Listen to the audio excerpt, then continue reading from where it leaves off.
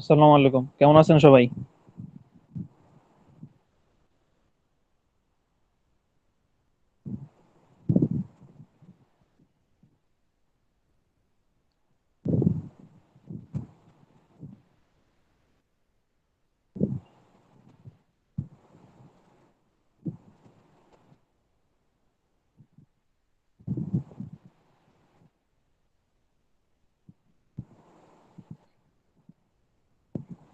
মারুফ দুইটা কেন?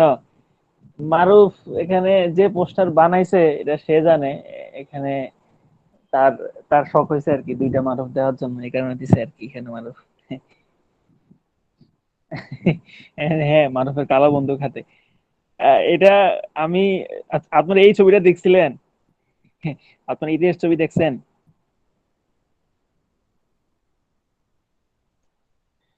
এটা আমি যখন দেখছিলাম তখন হচ্ছে তখন খুব আগ্রহ নিয়ে দেখছিলাম।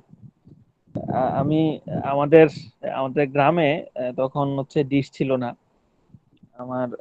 তো তখন যেহেতু ডিশ ছিল না, তো অন্যান্য ছবি তো দেখতে পারতাম না। তো শুধু এই বাংলা যে ছবি, এই বাংলা ছবি খুব আগ্রহ নিয়ে দেখতাম। প্লাস হচ্ছে শুক্র শনিবারে তো এই ভিটিভিতে আপনার ছবি দেখাইতো। এই যে ভিটিভির ছবি দেখার জন্য আগ্রহ নিয়ে অপেক্ষা করতাম। তো তো আমি মারুফের এই ছবিটা দেখছিলাম হচ্ছে একটা ডিভিডিতে। আমাদের এক কাকা, ওনার হচ্ছে ডিভিডি ছিল। তো উনি এই সব ছবির হচ্ছে সিডি টিডি আনতো আর কি। তো ওইখানে দেখছিলাম আমি প্রথম হচ্ছে ইতিহাস ছবি। তো এর আগে হচ্ছে মারুফের চিনতাম না। স্কুলে শুনছি পোলাবান মানে বলতেছে মারুফ খুবই ইতিহাস ছবি, আরে সেই অবস্থা। হ্যাঁ। তো এই ছবিটা দেখে ভালোই লাগছিল তখন। হ্যাঁ, তখন মোটামুটি ভালোই লাগছিল ছবিটা দেখা। তো আচ্ছা আপনারা বাপ্পারাজ ভাল লাগে? আরে আমার তো ছবি ভাল লাগতো হচ্ছে মানে বিটিভিতে যখন ছবি দেখতাম আর কি, তখন যদি রুবেলের ছবি দিত অথবা যদি মান্নার ছবি দিত তাইলে খুশি হইতাম। তখন ওগুলোতে মারামারি থাকে, ট্যাকশন ট্যাকশন থাকে, ওগুলা দেখে খুশি হইতাম। তবে আহ, একটা জিনিস বিরক্ত লাগতো, ওইটা হচ্ছে যে আপনার প্রচুর হচ্ছে অ্যাড দিত। দেখা যেত যে ভিটিভিতে আমরা বসে বসে অ্যাড গুনতাম যে কয়টা অ্যাডভার্টাইজমেন্ট দিচ্ছে। এক দুই তিন করে করে দেখা যেত 100টা পর্যন্ত উঠে গেছে, এরপরে ছবি দিত।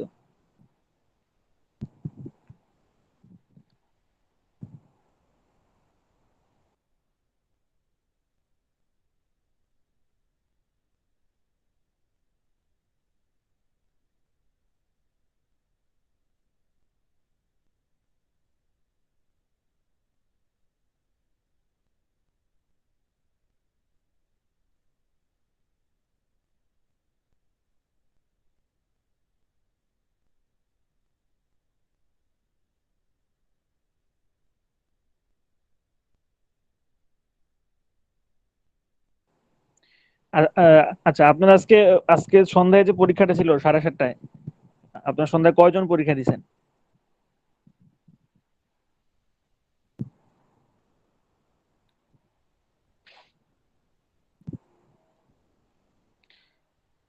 হ্যাঁ, আপনাদের এই যে যে ইয়াটা, যে গ্রুপটা আছে, যে টেলিগ্রাম গ্রুপটা আছে, ওইখানে তো মানুষজন অনেক, অনেক প্রায় হচ্ছে 700 জন।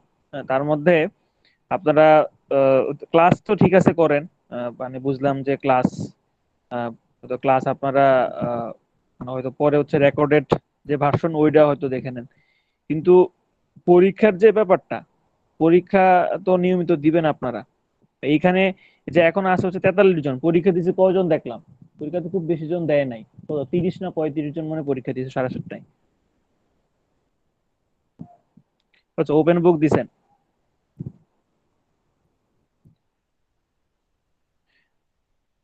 আচ্ছা, যদি এই পরীক্ষাগুলো হচ্ছে নিয়মিত হচ্ছে যে আপনারা দিতে পারেন, তাহলে এটা কিন্তু আপনাদের জন্যই হচ্ছে খুব ভালো। আচ্ছা, আমরা আহ, আর হচ্ছে কথা না বাড়াই, আমরা আজকে ইতিহাস পড়বো। তো অবশ্যই হচ্ছে মারুফের ইতিহাস পড়বো না আমরা।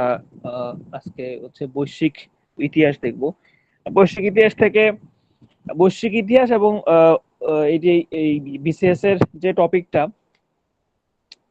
এই টপিকটার নাম হচ্ছে বৈশ্বিক ইতিহাস, আঞ্চলিক আঞ্চলিক ব্যবস্থা এবং ভূ রাজনীতি। এইটা হচ্ছে যে টোটাল টপিকটা ওইটা। তো আঞ্চলিক এবং আন্তর্জাতিক যে ব্যবস্থাটা, ওইটা আমরা ওই যখন বিভিন্ন মহাদেশ পড়ব তখন ওই দেশের সাথে পড়ে ফেলবো। আর আজকে আমরা বৈশ্বিক ইতিহাসের যেসব ঘটনা, যেমন প্রথম বিশ্বযুদ্ধ, তারপর দ্বিতীয় বিশ্বযুদ্ধ, তারপরে আরো কিছু যুদ্ধ, তারপরে কোল্ড ওয়ার, কিছু বিপ্লব, এগুলা হচ্ছে আজকে আমরা দেখব। তো আচ্ছা, আমরা তাহলে শুরু করি। হচ্ছে প্রথমে যেই যুদ্ধটা দিয়ে আমরা হচ্ছে, আসলে ইতিহাস তো ইতিহাসের কোত্থেকে শুরু? হ্যাঁ, মানুষ মানুষ যেখান থেকে ইতিহাস লেখা শুরু করছে ওইখান থেকেই শুরু। তো এত যেহেতু বৈশ্বিক ইতিহাস বলছে, তার মানে বৈশ্বিক ইতিহাস কি সারা বিশ্বের ইতিহাস? সারা বিশ্বের ইতিহাস যা আছে সব পড়ে ফেলতে হবে? না, ব্যাপারটা এরকম না। আহ মোটামুটি যেগুলা গুরুত্বপূর্ণ, বা আমরা আমরা আমরা যেগুলা হচ্ছে সচরাচর হচ্ছে সামনাসামনি দেখি, তো সেগুলাই হচ্ছে এবং সাধারণত আগে যেগুলো পরীক্ষা আসছে, তো এই রিলেটেড টপিক গুলাই আমরা দেখব। তো এখানে এই যে শতবর্ষব্যাপী যুদ্ধ, এটা একটা বিশেষ প্রশ্ন আসছিল যে শতবর্ষব্যাপী যুদ্ধ কার কার সাথে হয়। তো এটা শতবর্ষব্যাপী যদিও নাম, তো এটা হচ্ছে 100 বছরের কিছু বেশি সময় ধরে চলছিল।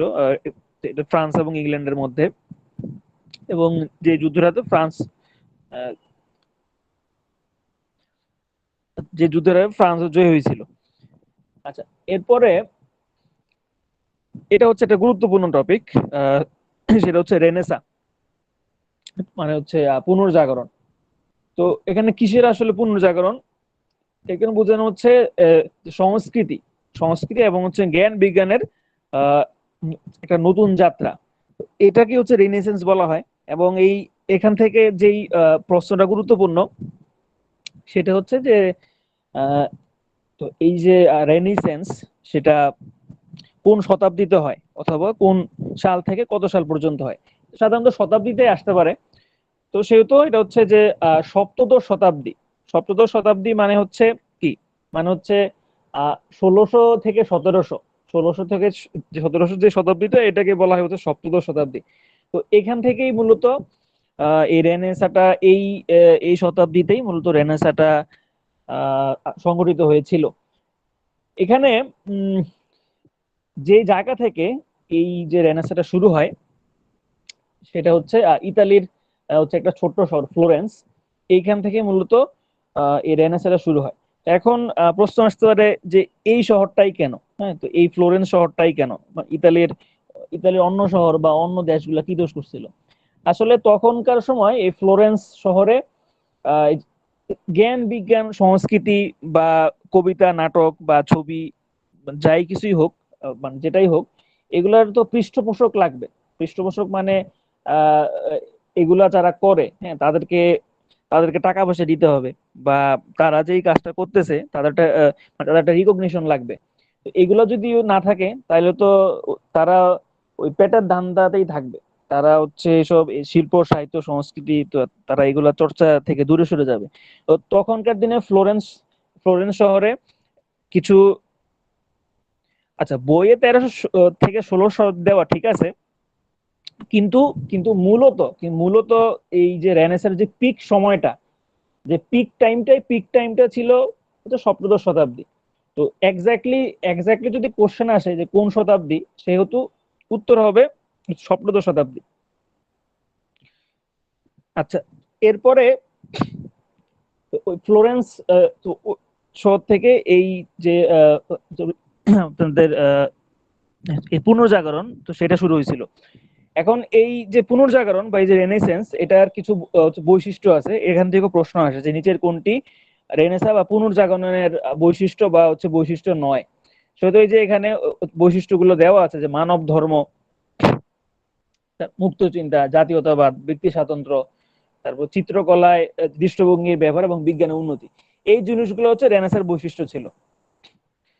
তো রেনেসার সময় যেহেতু এটা জ্ঞান বিজ্ঞান বা শিল্প সাহিত্যের একটা নবজাগরণ। তো সেহেতু যারা এইসব জিনিসের সাথে ইনভলভ ছিলেন, তো তাদেরকেই মানে যারা এসব নিয়েছিলেন এর মধ্যে নামাজ কালাম পড়বেন। আচ্ছা, ঠিক আছে, দেখি। আহ, তো এর মধ্যে একজনকে বলা হয় রেনেসার বরপুত্র। হ্যাঁ, তো এই রেনেসার বরপুত্র হচ্ছে যে নিকোলাস মেকিয়াভেলি, এবং তাকে আধুনিক রাষ্ট্রবিজ্ঞানের জনকও বলা হয়। তবে এই রেনেসার মধ্যে সব থেকে যিনি বিখ্যাত তিনি হচ্ছেন লিওনার্দো দা ভিঞ্চি। হ্যাঁ, তিনি হচ্ছেন সব থেকে বেশি বিখ্যাত, এবং এই কারণে তাকে হচ্ছে রেনেসার অগ্রদূত বলা হয়। তো তিনি কিছু বিখ্যাত ছবি এঁকেছেন, আহ, যার জন্য তিনি খুবই বিখ্যাত। এর মধ্যে একটা তো আমরা চিনি, এটা হচ্ছে মোনালিসা। তিনি তিনি আরেকটা ছবি এঁকেছিলেন, সেটা হচ্ছে দ্য লাস্ট সাপার। আরো কিছু তিনি ছবি এঁকেছিলেন, লেডি উইথ এন আর্মেইন, এরপরে হচ্ছে virgin of the rocks.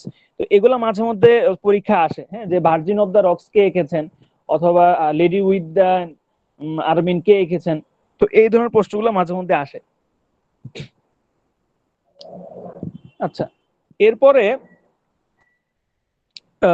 Deformation. Deformation এটা অর্থ হচ্ছে পুনর্গঠন। এটা মূলত হচ্ছে যে খ্রিস্টান ধর্মের একটা হচ্ছে সংস্কার আন্দোলন, এবং এই আন্দোলনের সূচনা যিনি করেছেন তার নাম হচ্ছে মার্টিন লুথার। আমরা আরেকজন মার্টিন লুথারের নাম জানি, তিনি হচ্ছে মার্টিন লুথার কিং জুনিয়র, যিনি একটা বিখ্যাত স্পিচ দিয়েছিলেন আই হ্যাভ এ ড্রিম নামে। তো তার সাথে মিল আছে নামের। তো রিফরমেশনটাও আরেকজন মার্টিন লুথার, তিনি এই আন্দোলন সূচনা করেন। তো এর মধ্যে দিয়ে হচ্ছে খ্রিস্টান ধর্ম একটা সংস্কার হয়। খ্রিস্টান ধর্মটা হচ্ছে দুই দিকে বিভক্ত হয়েছে। একদিকে একদিকে ক্যাথলিক, আচ্ছা এখানে বানানটা ভুল আছে, এখানে ক্যাথলিক হবে। আর একটা হচ্ছে প্রোটেস্ট্যান্ট। তো তারা এই এই দুই ভাগে বিভক্ত হয়ে যায়। এরপরে যেই একটা চুক্তি আমরা দেখব সেটা হচ্ছে ওয়েস্টফেলিয়া শান্তি চুক্তি। এই চুক্তিটা মূলত মূলত হয়েছিল যে ইউরোপে তখন আহ, আহ, একটা ধর্মযুদ্ধ চলছিল। তো ওই ধর্মযুদ্ধ থেকে ইউরোপকে আহ, কি বলা যায় এটাকে, যে ইউরোপে শান্তি ফিরিয়ে আনার জন্য একটা চুক্তি হয়। সেই চুক্তির নাম হচ্ছে ওয়েস্টফেলিয়া শান্তি চুক্তি। তো এখানে মূলত মোট হচ্ছে তিনটা চুক্তি হয়, এবং এই চুক্তির মাধ্যমেই আধুনিক যে রাষ্ট্র ব্যবস্থা আমরা এখন দেখতে পাচ্ছি সেইটার সূচনা হয়। এবং এখন যে বিভিন্ন ধরনের একটা দেশের সাথে আরেকটা দেশের যে আন্তর্জাতিক একটা সম্পর্ক, এই সম্পর্কটা হচ্ছে এই চুক্তির থেকেই সূচনা হয়। আচ্ছা, আহ, ইংল্যান্ডে ইংল্যান্ডের একটা বিপ্লব, সেইটাকে বলা হচ্ছে যে ইংল্যান্ডের গৌরবময় বিপ্লব। এই গৌরবময় বিপ্লবটা সংগঠিত হওয়ার যে সময়কাল সেটা ছিল 1688 থেকে 1689। এই মানে এই 2 বছরের মধ্যে হয়। তো এই গৌরবময় বিপ্লবের হচ্ছে মধ্যে কি কি ছিল আসলে। তো এই বিপ্লবের কারণ ছিল কি? কারণ ছিল মূলত ওই ওই সময়ের যিনি হচ্ছে রাজা ছিলেন দ্বিতীয় জেমস, তিনি হচ্ছে ক্যাথলিক। হ্যাঁ, তিনি ক্যাথলিক ছিলেন। তিনি ক্যাথলিকটাই আবার নতুন করে হচ্ছে পুনর্গঠন করতে চেয়েছিলেন। সেই কারণে এই বিপ্লবটা সংগঠিত হয়। তো এরপরে বিপ্লবের যে ফলাফলটা, সেই ফলাফলটা ছিল তখন ইংল্যান্ডে গণতান্ত্রিক এবং মানবাধিকার প্রতিষ্ঠা পায়, এবং এবং একটা চুক্তি স্বাক্ষর হয়, তো যেটার নাম ছিল মৌলিক মানবাধিকার, অথবা ইংলিশ হচ্ছে বিল অফ রাইটস, এবং সেটা স্বাক্ষর হয় 1689 সালে। এখান থেকে এই প্রশ্নটা হচ্ছে ইম্পর্টেন্ট, যে মৌলিক এখান থেকে যদি প্রশ্ন আসে, বা যদি প্রশ্ন আসার সম্ভাবনা থাকে, তাহলে এই প্রশ্নটা হচ্ছে সব থেকে বেশি গুরুত্বপূর্ণ। আর সেটা হচ্ছে মৌলিক মানবাধিকার বা বিল অফ রাইটস। এই চুক্তিটা কবে স্বাক্ষর হয়? তো সেটা হবে 1689 সালে। আর আরেকটা এই যে বিল অফ রাইটস এইরকম নামে আরেকটা চুক্তি আছে, কিন্তু সেটা কিন্তু এই চুক্তিটা না। আমরা একটু আগে যে চুক্তিটা দেখেছিলাম সেটা হচ্ছে যুক্তরাষ্ট্রের বিল অফ রাইটস, এবং সেইটা স্বাক্ষর হয় 1789 সালে। এবং ওই এটা কে বলা হচ্ছে যে মার্কিন যে সংবিধান, হ্যাঁ, যে মার্কিন সংবিধান হচ্ছে যে প্রথম 10টা যে সংশোধন, তো ওইগুলা কি একসাথে একসাথে করে হচ্ছে ইউএস বিল অফ রাইটস বলা হয়। আমরা যখন মার্কিন যুক্তরাষ্ট্র পড়বো তখন আমরা ডিটেলসে এই ব্যাপারগুলো জানার চেষ্টা করব। এরপরে আমরা দেখবো হচ্ছে শিল্প বিপ্লব, ইন্ডাস্ট্রিয়াল রেভলিউশন। এটার সূত্রপাতটা হয় মূলত হচ্ছে ইংল্যান্ডে, পরে ইংল্যান্ড থেকেই ইউরোপের আরো যেসব দেশগুলো আছে সেইগুলোতে হচ্ছে ছড়িয়ে পড়ে। এই যে বিপ্লব শব্দটা, তো এই বিপ্লব শব্দের সাথে শিল্প বিপ্লব, শিল্প বিপ্লব এই শব্দটা প্রথম ব্যবহার করেছেন অগাস্তে বাঙ্কি। হ্যাঁ, এর আগে এই শব্দটা আর কেউ হচ্ছে ব্যবহার করে নাই। আচ্ছা, এখন এই সামনে কোন বিপ্লব আপনারা কি জানেন? সামনে সামনে কততম বিপ্লব? মানে হ্যাঁ, ফোর্থ ইন্ডাস্ট্রিয়াল রেভলিউশন। হ্যাঁ, এবং এটাকে ইন্ডাস্ট্রি রেভলিউশন 4 বলা হয় আর কি সামনে। তো এখানে ধারণা করা হচ্ছে যে ইন্ডাস্ট্রিয়াল রেভলিউশন 4-এ অনেকেই চাকরি বাকরি হারায় ফেলবে, তবে আবার কিছু মানুষ চাকরিও পাবে, আবার কিছু মানুষ চাকরিও হারাবে, তবে চাকরি হারানোর সম্ভাবনা হচ্ছে বেশি। যাই হোক, তো শিল্প বিপ্লব থেকে যদি প্রশ্ন আসে, এখানে আসতে পারে যে শিল্প বিপ্লবের সূত্রপাত হয় কোন দেশে, আর শিল্প বিপ্লব সংগঠিত হয়েছিল কোন শতাব্দীতে। আর তো এই দুইটা কোশ্চেনই এখান থেকে সব থেকে বেশি ইম্পর্টেন্ট। আচ্ছা, এটা একটা প্রশ্ন ছিল আপনাদের জন্য। আচ্ছা, এরপরে হচ্ছে আমেরিকার স্বাধীনতা যুদ্ধ। অর্থাৎ আমেরিকা হচ্ছে ব্রিটিশদের অধীনে ছিল। পরে তারা আহ, পরে তারা হচ্ছে তাদের স্বাধীনতা যুদ্ধের মাধ্যমে তাদের স্বাধীনতা ব্রিটিশদের কাছ থেকে পায়। তো আমরা যখন যুক্তরাষ্ট্র পড়ব তখন এটা নিয়ে আরো ডিটেলস আলাপ আলোচনা করব। এখানে শুধু মনে রাখেন যে আমেরিকার যে স্বাধীনতা যুদ্ধ, এটা 1975 থেকে সরি 1785 থেকে 1775 থেকে 1783 সাল পর্যন্ত হয়েছিল। আর এরপরে তাদের যে যুদ্ধটা, এই যুদ্ধে ফ্রান্স তাদেরকে হেল্প করছিল। হ্যাঁ, ব্রিটিশদের সাথে যে যুদ্ধটা, সেই ব্রিটিশদের সাথে যুদ্ধ জয়ের জন্য ফ্রান্স তাদের হেল্প করছিল। পরে এই ফ্রান্স তাদের হচ্ছে বন্ধুত্বের স্বীকৃতি স্বরূপ তাদেরকে একটা গিফট করে আমেরিকাকে। তো সেটাই হচ্ছে এই স্ট্যাচু অফ লিবার্টি, যেটা দিয়েছিল 1886 সালে, এবং বর্তমানে এটা হচ্ছে নিউ ইয়র্কের লিবার্টি দ্বীপে অবস্থিত। তো আমেরিকার স্বাধীনতা যুদ্ধের পরেও তাদের একটা গৃহযুদ্ধ হয়েছিল 1861 থেকে 1865, এবং ওই সময় প্রেসিডেন্ট ছিলেন আব্রাহাম লিঙ্কন। আমেরিকার গৃহযুদ্ধ থেকে এখান থেকে প্রশ্ন আসলে যে প্রশ্নটা সব থেকে ইম্পর্টেন্ট আসতে হবে সেটা হচ্ছে যে আমেরিকার গৃহযুদ্ধের সময় প্রেসিডেন্ট ছিলেন কে। হ্যাঁ, এই প্রশ্নটা হচ্ছে ইম্পর্টেন্ট এখান থেকে। এবং তিনি তিনি হচ্ছে দাসপ্রথার অবসান ঘটান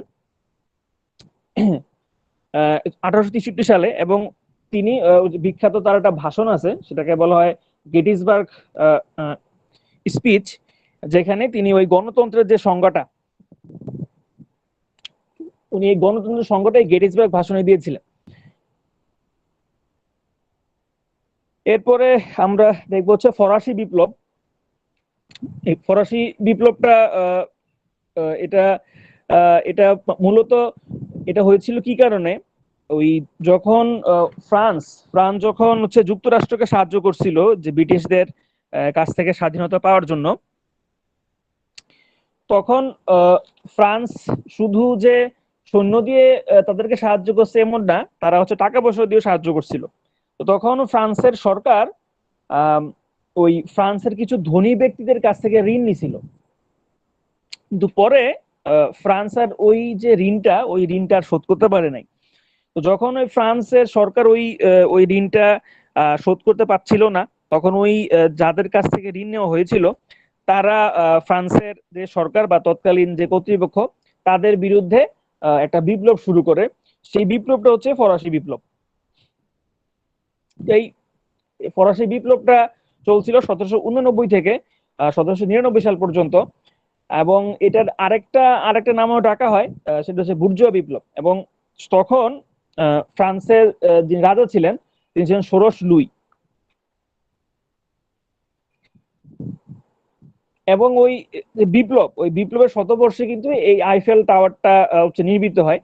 এবং আচ্ছা, এই আইফেল টাওয়ার কিন্তু শুরুতে শুরুতে কিন্তু ফ্রান্সে হওয়ার কথা ছিল না, বা ফ্রান্সের প্যারিসে এখন যে আইফেল টাওয়ার, এটা কিন্তু এখানে হওয়ার কথা ছিল না। এটা মানে প্রস্তাব করেছিল স্পেনে। হ্যাঁ, স্পেনে বার্সেলোনাতে মনে হয়, বা হচ্ছে রিয়াল মাদ্রিদ না বার্সেলোনাতে এটা হওয়ার প্রস্তাব করছিল। কিন্তু তখনকার যে কর্তৃপক্ষ ছিল, তারা তারা মানে তাদের তখন চিন্তা ছিল যে এটা তো বিশাল একটা টাওয়ার, হ্যাঁ, এটা শহরে ঢুকতেই এর টাওয়ার থাকলে এটা কেমন দেখা যাবে, তো এটা ভালো দেখা যাবে না। তারা অনুমতি দেয় নাই। পরে ফ্রান্সের যে কর্তৃপক্ষ, তারা এই টাওয়ারটা তৈরি করার অনুমতি দেয়। তারপরেই হচ্ছে এটা ফ্রান্সে আহ, তৈরি হয়। তো এটার যিনি স্থপতি, তার নাম হচ্ছে গুস্তাভ আইফেল। তো তার নাম অনুসারে আইফেল টাওয়ারটা হচ্ছে নামকরণ করা হয়, এবং এটাকে বলা হয় ফ্রান্সের সংস্কৃতির প্রতীক। এই ফ্রান্সের যে বিপ্লবটা, ফরাসি বিপ্লব, আহ, এই ফরাসি বিপ্লবের শিশু বলা হয় নেপোলিয়ন বোনাপার্টকে। আহ, তিনি 1799 সালে তিনি হচ্ছে ফ্রান্সের ক্ষমতা দখল করেন। এবং তিনি যখন ফ্রান্সের ক্ষমতা দখল করেন, তিনি তখন মূলত সম্রাট ছিলেন না। তিনি সম্রাট হন হচ্ছে 1804 সালে। এবং 1804 থেকে 1815 সাল পর্যন্ত তিনি ইতালির সম্রাট ছিলেন। তো তিনি তার কিছু কিছু ইতিহাস আছে। সেটা হচ্ছে যে তিনি তো সম্রাট হিসেবে ছিলেন। পরে 1812 সালে তিনি রাশিয়া আক্রমণ করছিলেন। কিন্তু রাশিয়া আক্রমণ করে তিনি হচ্ছে সুবিধা করতে পারেন নাই, প্লাস হচ্ছে তিনি ওখানে পরাজয় হন। তো পরাজিত হওয়ার পরে তাকে হচ্ছে আপনার সেন্ট এলবা দ্বীপে সেন্ট এলবা দ্বীপে তাকে হচ্ছে নির্বাসনে পাঠানো হয়। তো তিনি ওই সেন্ট এলবা দ্বীপে তিনি কিছু সৈন্য সামন্ত, সেন্ট হেলেনা পরে আসতেছে, একটু পরে আসতেছে। তাকে প্রথমে সেন্ট তাকে প্রথমে সেন্ট এলবা দ্বীপ নির্বাসনে পাঠানো হয়। তো পরে ওই দ্বীপ থেকে তিনি কিছু সৈন্য সামন্ত সংগ্রহ করেন। সংগ্রহ করে তিনি তিনি আবার হচ্ছে ফ্রান্সের তার যে সম্রাটের সিংহাসন, তিনি সেটা উদ্ধার করেন। এরপরে হচ্ছে আহ, তিনি আহ, এরপরের এরপর হচ্ছে ওয়াটারলু যুদ্ধটা হয়। তো ওই যুদ্ধে তিনি পরাজিত হন। হ্যাঁ, ওই যুদ্ধে পরাজিত হওয়ার পরেই তাকে সেন্ট যে হেলেনা দ্বীপ আছে, তো সেইখানে তাকে নির্বাসনে পাঠানো হয়। আচ্ছা, এখানে আরেকটা যুদ্ধ হচ্ছে গুরুত্বপূর্ণ, সেটা হচ্ছে যে ট্রাফালগার যুদ্ধ। এই এই যুদ্ধটা মূলত হচ্ছে স্পেন স্পেন এবং ফ্রান্স, তারা মিল হচ্ছে ইংল্যান্ডের সাথে এখানে ফ্রান্স এবং স্পেন, তারা মিলে হচ্ছে ইংল্যান্ডের সাথে এই যুদ্ধটা করেছিল। এবং এই যুদ্ধে জয়ী হয়েছে ইংল্যান্ড। এখানে যেটা গুরুত্বপূর্ণ, এখানে ট্রাফালগার যুদ্ধের সালটা গুরুত্বপূর্ণ। হ্যাঁ, যে ট্রাফালগার যুদ্ধ কবে সংঘটিত হয়, এবং ট্রাফালগার যুদ্ধে কে জয়ী হয়, এইটা হচ্ছে এখানে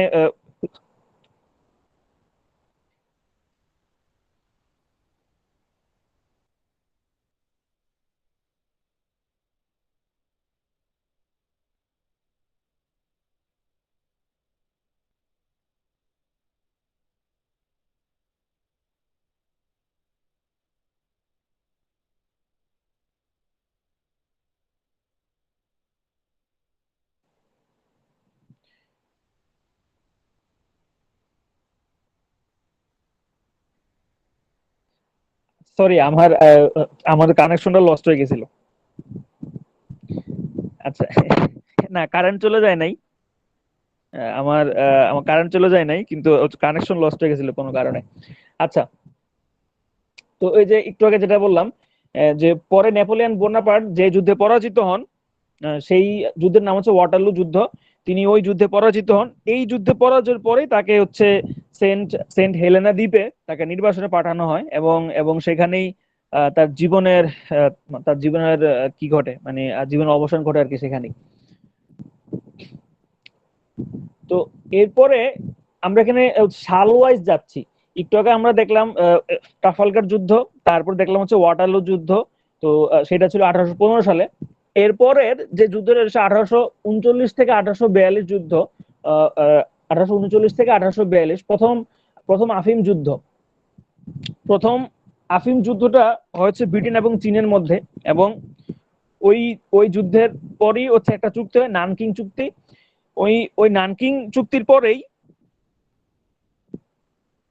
আচ্ছা বইয়ের কথাগুলো খুঁজে পাচ্ছেন না, ইতিহাস, ইতিহাসে তো থাকার কথা, ইতিহাসে থাকার কথা তো। আচ্ছা, তো নানকিং চুক্তি হয়, এবং ওই নানকিং চুক্তির মাধ্যমে হংকং হচ্ছে ব্রিটেনদের কাছে ইজারা দেওয়া হয়, এবং পরে যেটা 99 বছরের জন্য আচ্ছা ওই ইজারাটা দেওয়া হয়েছিল। এবং পরে ওই যে যে হংকং তো এখন অবশ্য চীন নিয়ে গেছে হংকং। এরপরে আরেকটা আফিম যুদ্ধ হয়, সেটা হচ্ছে দ্বিতীয় আফিম যুদ্ধ, এবং সেখানে চীনের বিরুদ্ধে ছিল ব্রিটেন এবং হচ্ছে ফ্রান্স। এবং এই এই যুদ্ধটার পরে একটা চুক্তি হয়, আসলে একটা চুক্তি না, সেখানে হচ্ছে দুইটা চুক্তি হয়। একটা হচ্ছে নানকিং চুক্তি, আর আরেকটা হচ্ছে তিয়ানজিন চুক্তি। এই চুক্তির মধ্য দিয়েই ওই চীনের প্রায় সবকটা বন্দরই ব্রিটেন এবং ফ্রান্স ভাগাভাগি করে নিয়ে নেয়। এর মধ্যে নানকিং চুক্তির মাধ্যমে 5টা বন্দর নেয়, এবং হচ্ছে তিয়ানজিন চুক্তির মাধ্যমে 11টা বন্দর নিয়ে নেয়। আচ্ছা, এরপরে 1853 সালে, 1853 থেকে 1856, হ্যাঁ, এই সময় একটা যুদ্ধ হয়েছে, ক্রিমিয়া যুদ্ধ। ক্রিমিয়া এক সময় তো ইউক্রেন হচ্ছে রাশিয়ার অংশ ছিল। পরে ইউক্রেন যখন যখন হচ্ছে সোভিয়েত ইউনিয়ন ভেঙে যায়, তখন ক্রিমিয়া রাশিয়ার থেকে হচ্ছে ইউক্রেনের নিয়ন্ত্রণে চলে যায়। কিন্তু এরও আগে 1853 থেকে 1856 সালে তখন একটা যুদ্ধ হয়েছিল এই ক্রিমিয়া নিয়ে।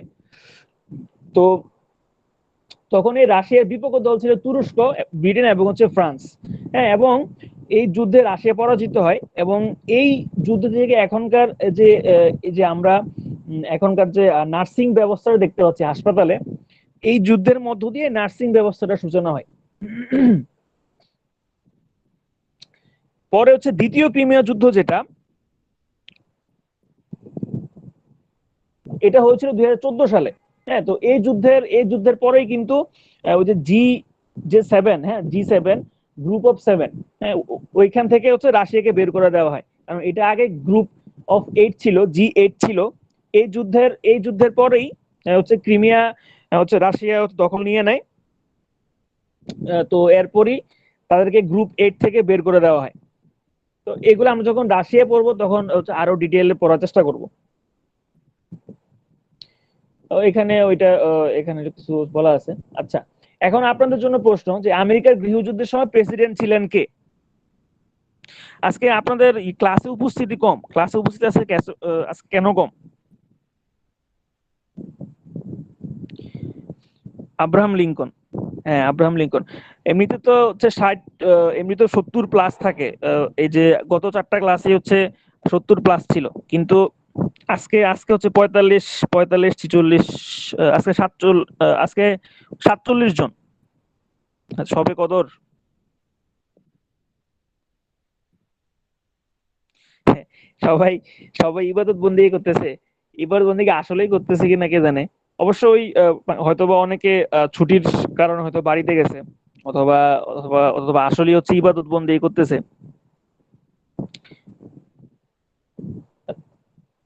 সবে কদরটা আমরা যখন গ্রামে ছিলাম, তখন খুব হচ্ছে ভালো লাগতো, একটা হচ্ছে উৎসব উৎসব ভাব থাকতো। হ্যাঁ, মনে হইতো যে আরে আর 3 দিন পরেই তো ঈদ। হ্যাঁ, তো আমেরিকার গৃহযুদ্ধের সময় প্রেসিডেন্ট ছিলেন আব্রাহাম লিঙ্কন। ঈদের দিন ক্লাস করবেন? আপনারা করতে চাইলে হবে, আপনারা করতে চান কিনা, আপনারা করতে চাইলে হবে।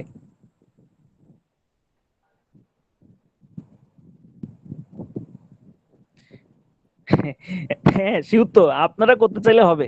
আপনারা যদি চান যে আপনার ঈদের দিন ক্লাস করবেন, তাইলে পিটিএ ক্লাস নেবে, পিটিএ ক্লাস নিতে অসুবিধা নাই, আপনারা রাজি হলে হবে। আচ্ছা, এরপরে আগের যেগুলা থেকে আমরা এতক্ষণ হচ্ছে দেখলাম আমার আমার প্রোগ্রাম, আমার প্রোগ্রাম, আমি ভাই তো ছোট মানুষ, আমার তো প্রোগ্রাম থাকে না। আমি খুবই ছোট মানুষ, ছোট মানুষের প্রোগ্রাম থাকে না।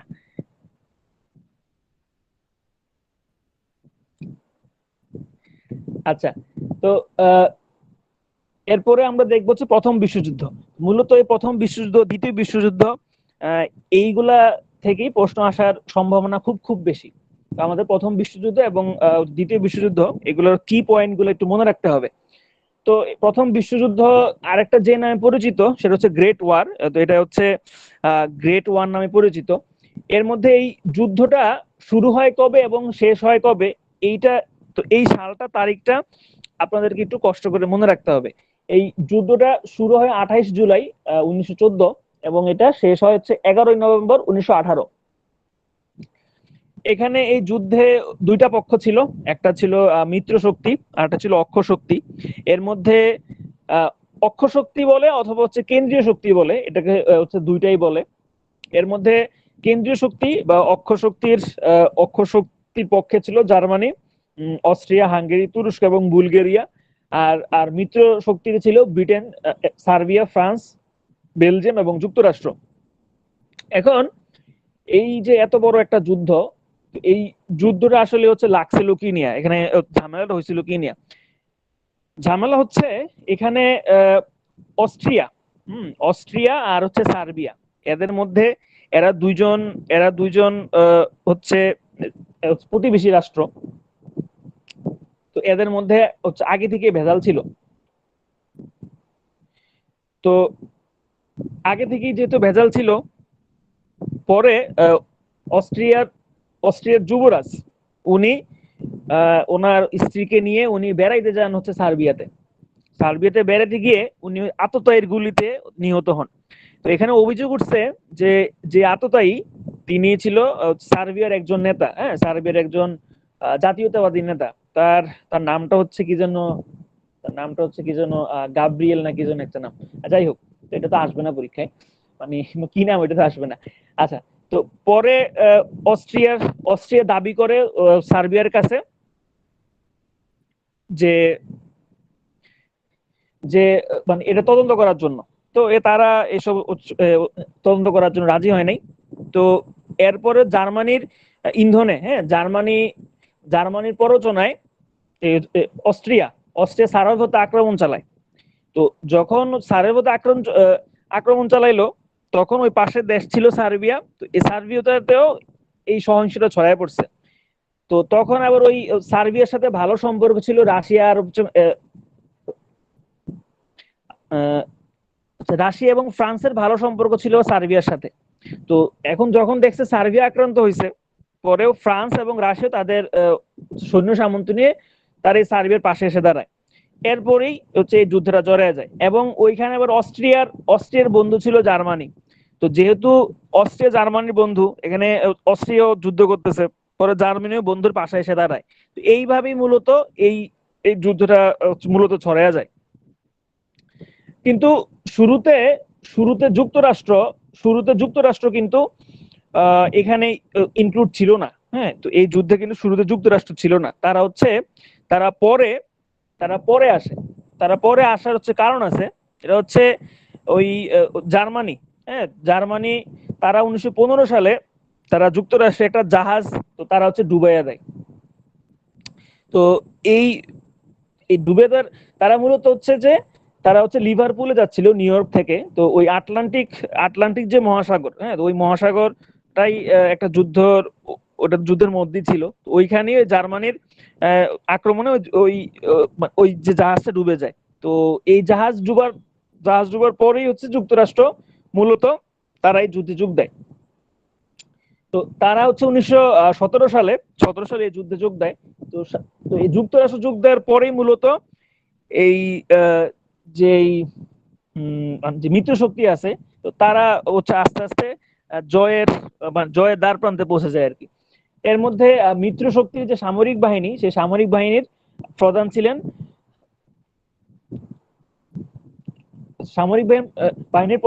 ফ্রান্সের জেনারেল ফচ। এই নামটা গুরুত্বপূর্ণ, এখানে এটা পরীক্ষা আসতে পারে যে মিত্র শক্তির সামরিক বাহিনীর প্রধান কে ছিলেন প্রথম বিশ্বযুদ্ধে। সেহেতু সেহেতু উত্তর হবে জেনারেল ফচ। এর মধ্যে এখানে একটা গুরুত্বপূর্ণ একটা ঘটনা আছে, তো সেটা হচ্ছে যে এই যে দ্বিতীয় বিশ্বযুদ্ধ, সরি প্রথম বিশ্বযুদ্ধ, এই প্রথম বিশ্বযুদ্ধের মধ্যেই এখনকার যে ইসরায়েল রাষ্ট্র, এই ইসরায়েল রাষ্ট্রের যে বীজ, সেই বীজ আসলে বোনা হয়ে গিয়েছিল। এখানে যেটা হয় সেটা হচ্ছে 1917 সালের দিকে ব্রিটেনে হচ্ছে গ্লিসারলের সংকট দেখা দেয়। তো গ্লিসারলের সংকট দেখা দেওয়ার সময় তো ব্রিটেনের যে কর্তৃপক্ষ, তারা বিজ্ঞানীদের হুকুম দেয় বা আদেশ দেয় যে গ্লিসারলের বিকল্প কিছু আবিষ্কার করা যায় কিনা। তো পরে একজন ইহুদি বায়োকেমিস্ট, তার নাম হচ্ছে চিম ওয়াইজম্যান, তিনি হচ্ছে অ্যাসিটোন আবিষ্কার করেন। তো তখন ব্রিটেন ওই চিম ওয়াইজম্যান তাকে বলে যে তুমি তো আবিষ্কার করছো, এখন তুমিও কি চাও, তুমি কি পুরস্কার চাও? তখন সে চিম ওয়াইজম্যান বলে যে যে ওস্তাদ, আমাদের আমাদের তো কোনো রাষ্ট্র নাই ইহুদিদের জন্য, আমরা একটা রাষ্ট্র চাই। তো তখন ব্রিটিশ পররাষ্ট্র সচিব, আচ্ছা একটু পরে আসতেছে, এটা আমরা একটু পরে বলতেছি। এর মধ্যে আবার একটা চুক্তি স্বাক্ষরিত হয় জার্মানির যে চ্যান্সেলর এবং ফ্রান্সের যে চ্যান্সেলর, তাদের মধ্যে একটা যুদ্ধবিরতি চুক্তি স্বাক্ষরিত হয়। এই যুদ্ধবিরতি চুক্তি, এটার ইংলিশ নাম হচ্ছে আর্মিস্টিস ট্রিটি। হ্যাঁ, পরীক্ষা কিন্তু এটা আসতে পারে যে যুদ্ধবিরতিকে ইংলিশে কি বলে। হ্যাঁ, সে তবে আর্মিস্টিস ট্রিটি। তো ওই যেটা, আচ্ছা ওই আমরা যখন হচ্ছে ফিলিস্তিন পড়বো, একটু পরে আছে ফিলিস্তিন চ্যাপ্টারটা, তখন আরো হচ্ছে ডিটেলসে পড়বো। এরপরে আমরা দেখবো হচ্ছে রুশ বিপ্লব। হ্যাঁ, রুশ বিপ্লব পরীক্ষা আসার মতো একটা গুরুত্বপূর্ণ টপিক। তো এর আগে রুশ বিপ্লবের যে ইতিহাস, ইতিহাস অল্প অল্প কিছু জানতে হবে। সেটা হচ্ছে যে ওই 1905 সালের দিকে, একটা আন্দোলন হয়। আন্দোলনটা ছিল শ্রমিক আন্দোলন। তো মূলত 1905 সালের যে আন্দোলনটা, ওই আন্দোলনের ধারাবাহিকতাই 1917 সালে একটা পিস ডিগ্রি হয় আর কি।